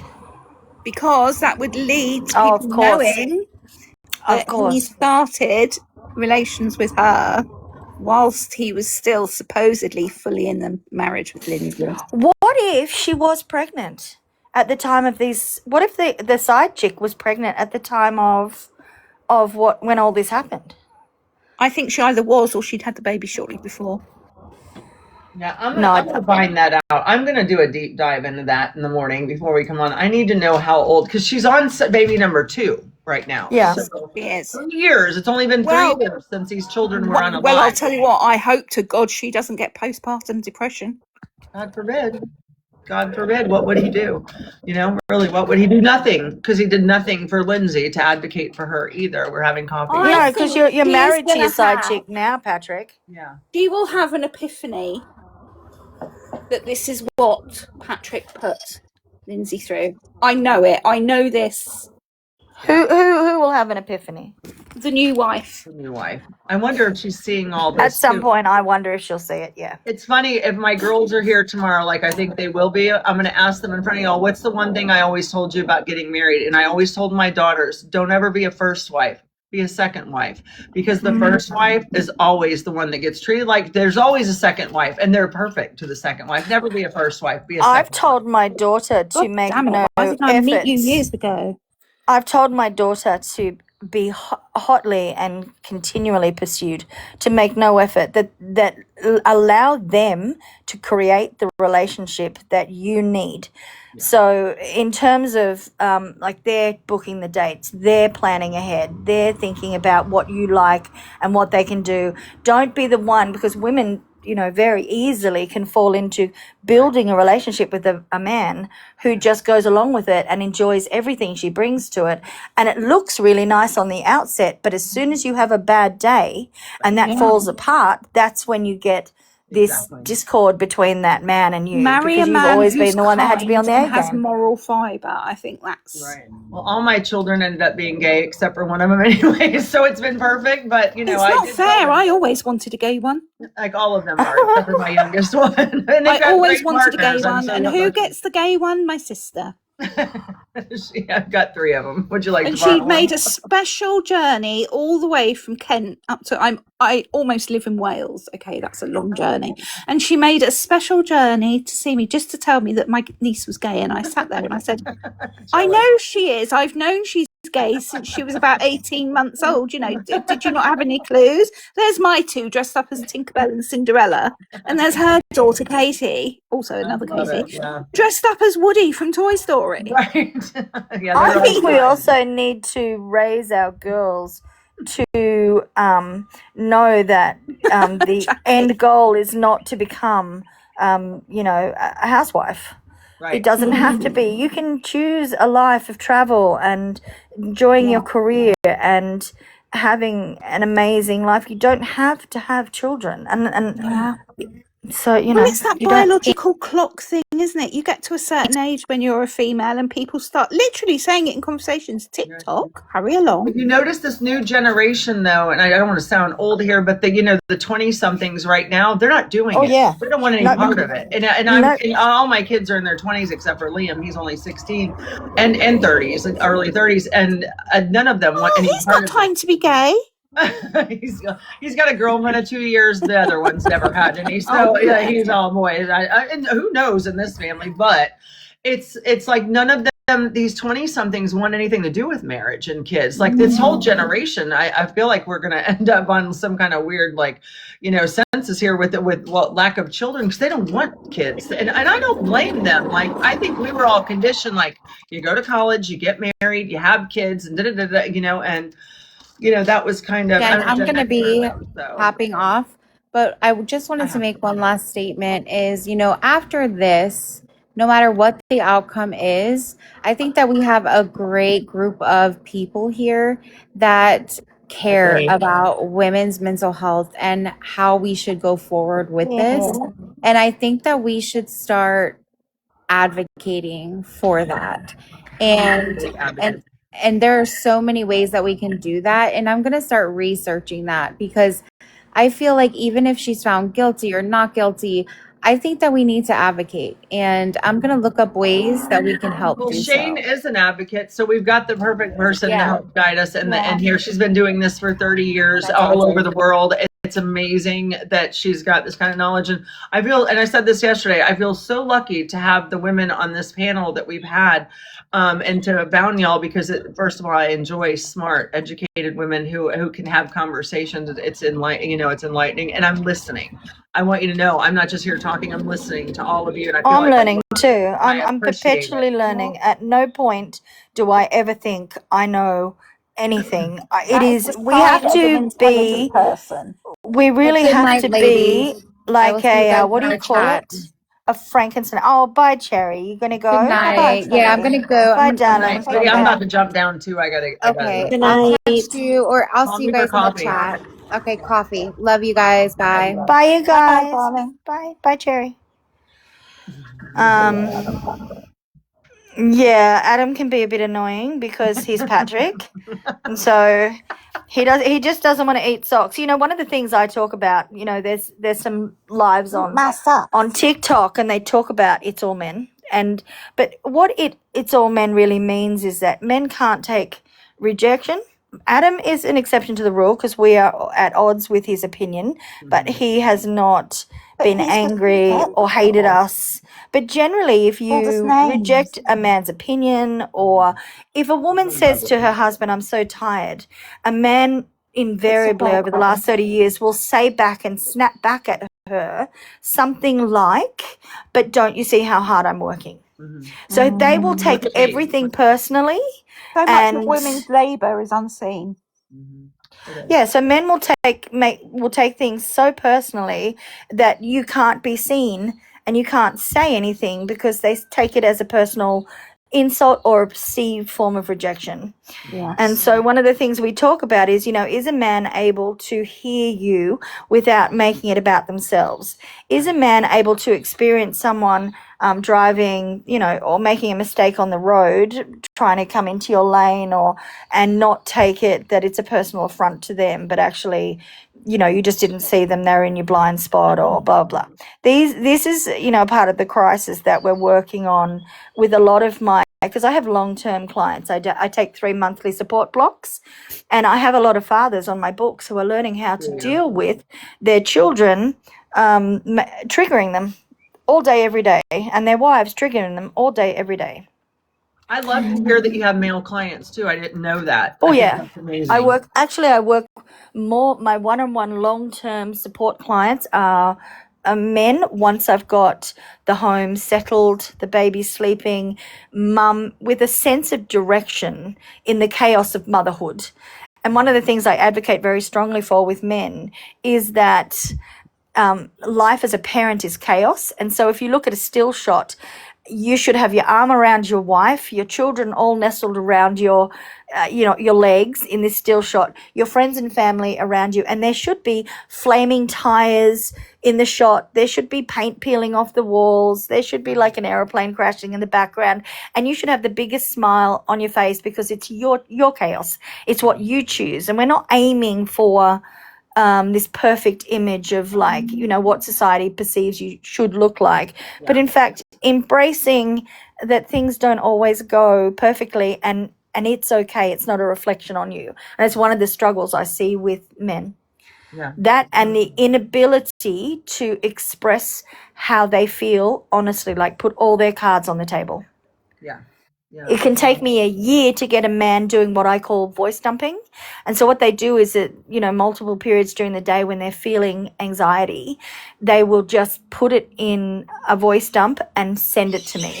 And it takes up to a year for them to be able to just express their feelings in words out loud. It's an extraordinary I think that's lacking in because our they're culture. so young, they're groomed not to, that Yes. they're supposed to be big and strong, and that, I can see.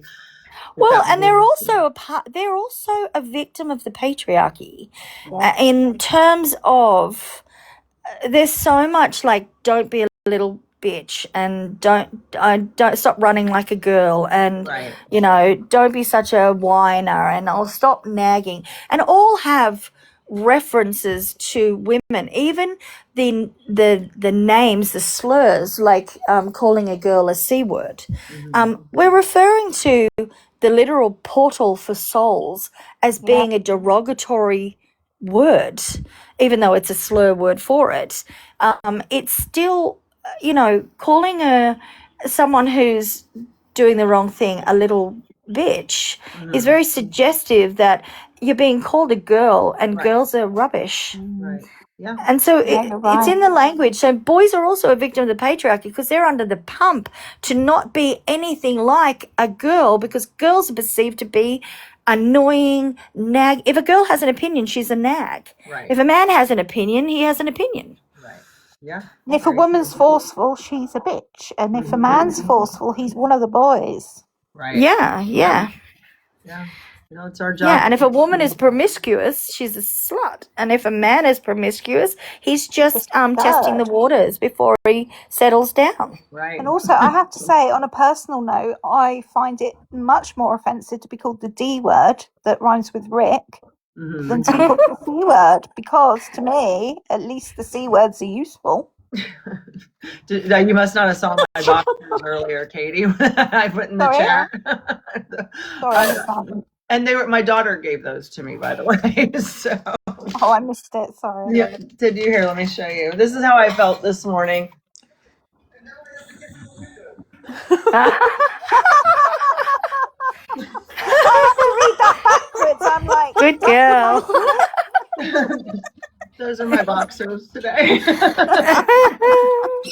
Yeah, I was just having a morning, and I was like, these fit. This is how I feel today. This is perfect. This is a vibe for the day. I just woke up hating every man this morning. It really Patrick Nancy, but not every man. I know there are a few good ones out there, but they shouldn't be such unicorns. Yeah, and I didn't mean that, so don't come at me because I hate men, because I love men. I love them a lot. I got 5 kids. I do. I mean, I love men so much, but I mean, just this morning, I just was thinking about her, and I was like, Jesus, Yeah. she didn't do this. And she's sitting there watching this unravel, and her children are gone, and a mother who's lost children. I'm just unraveling for her this morning, like, God, Yeah. Jesus, what is she going through? And the world is watching. I couldn't And even if she doesn't remember the events of that day, Right. her body remembers in some way that she's frightened of Patrick, because you could see it when he came on the stand. Yeah, you could see it, and you could The see body just sometimes her- remembers way before was your mind absorbing does. it, right? It looked like she was absorbing all this, and it was hard to watch. It was hard to watch. So whether she did it in psychosis and she was failed, or he did it and failed her and annihilated her family, there's no winners here. There's none, No, you know, and it's no. just so sad. And I'm tired of seeing these kind of cases. When You it, know, it reminds me of a line in a Taylor Swift song, and she talks about coming out of a relationship, and she says, "I'm a soldier that's returning half my weight," and we like from battle. Coming out of this relationship, they've fought for their lives, they've lost weight, their mental health is in crisis, and it is such a common experience in my career that these women are returning from battle half their weight, and they're trying to pick up the pieces of their life, and they're left with having to completely, you know, fund raising these children while the men go on and start over. yeah. I mean, you don't hear about women leaving men. Yeah. You And, don't you know, hear but the about men men do having say, to work out what to do with three children as a single Right. parent. And it's also where women are so highly vulnerable when they, A, are pregnant, and B, have young babies. It's why we yeah, I see mean, my the husband highest. started being violent to me when I was pregnant. And I can remember the It's a very high risk time in a woman's absolute life. shock. Yeah. It is. Yeah. It really is. You'll actually find a lot of abuse and cheating happens during pregnancy, and a lot of unaliving. A woman has an 80% higher chance of being unalive while she's pregnant by her partner than at Oh, any other wow. time in her life.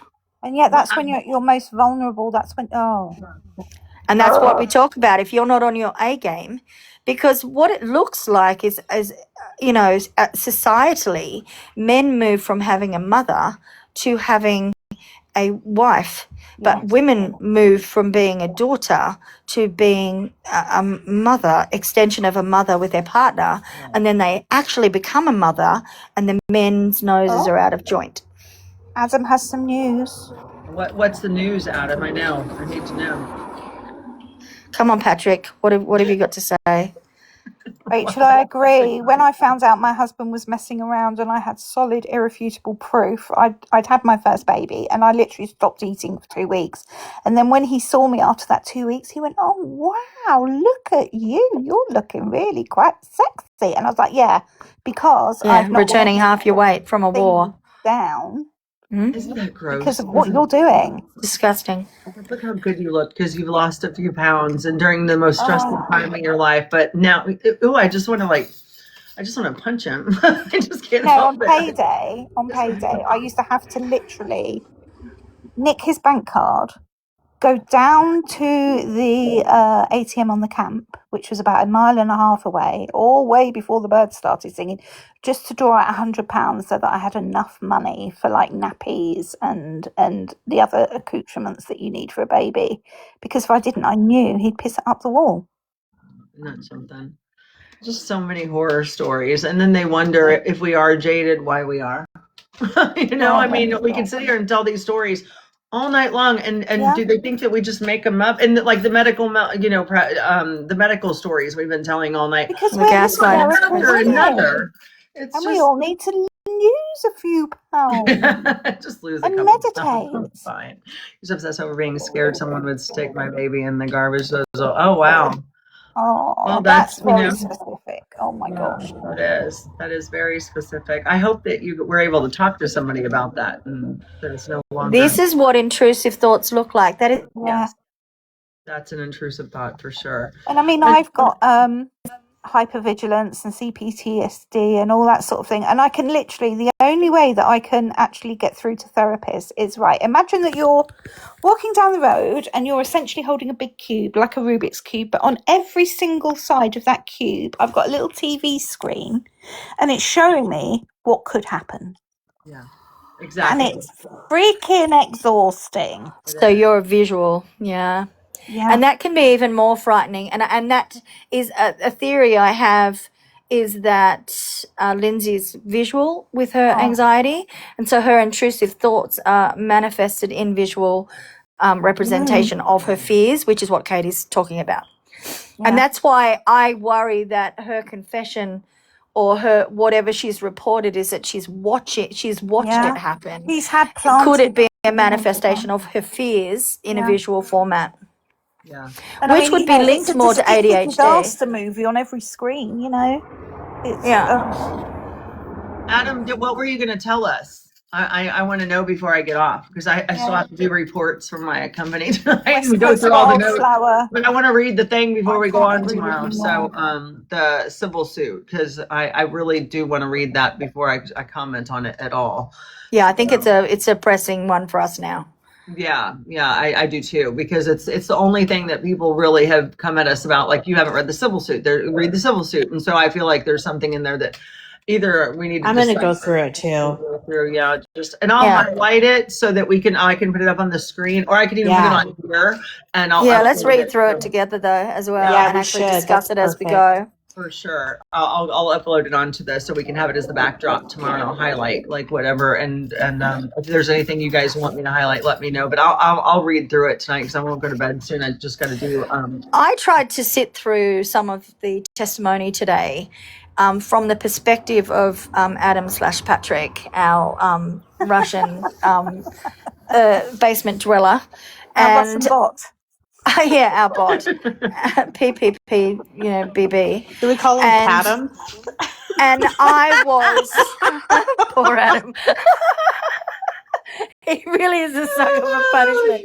God love you, Adam. We do love you. The fact that you're here actually means you're not a red flag. And I've got to say that honestly. The fact that you're here and we're able to be light and you are not doing it's all men moments all the time is suggestive that you're not a huge red flag. Doesn't mean you don't have red flags or you won't flag me later. They're You more occasionally pink. flag me. They're more pink than red. But I was trying to listen from the perspective that she did do it. And it was just very sad. It actually just made me feel really, really sad. Yeah. The more I listen from, yes, she did do it. She confessed. She remembers doing it. We're going to find that out. This is my thought patterning to try to get into that headspace, to be totally objective.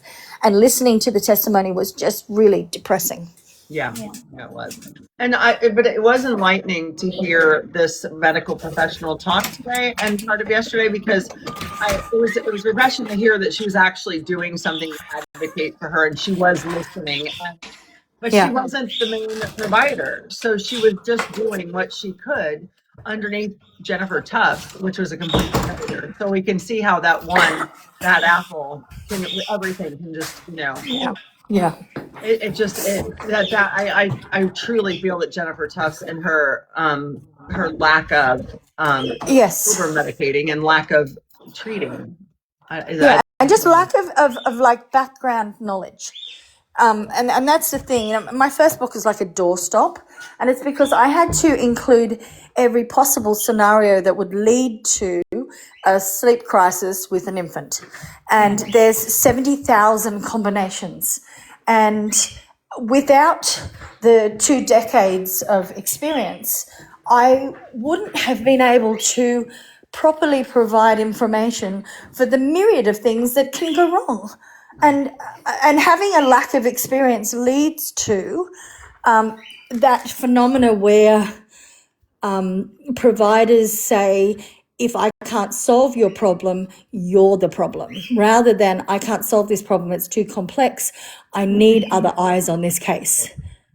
And how often do you not see that? And it's something I see so often. They'd rather die on that cross than reach out and say, you know what, I can't wrap my mind around this. Let's That's pass this on to somebody else. ego-based. That's ego-based Right. service. I'm gonna say goodnight now, guys, and I'm I gonna do too. I have Me to go to too. bed too. go It was to so bed. good again Lovely tonight. I speaking will with see you guys all. tomorrow. Good And night. you, Even thank you, you, Adam. everybody. Thank you, Adam. Thank you, everybody in the Good night, chat. everyone. Thank you, Take ladies care. on the panel, and we'll see you tomorrow. And Okay. I'll get that ready for tomorrow. Okay. Okay, my love. Get some Take care. rest. Good night, Bye. everybody. Bye. See you guys. Bye.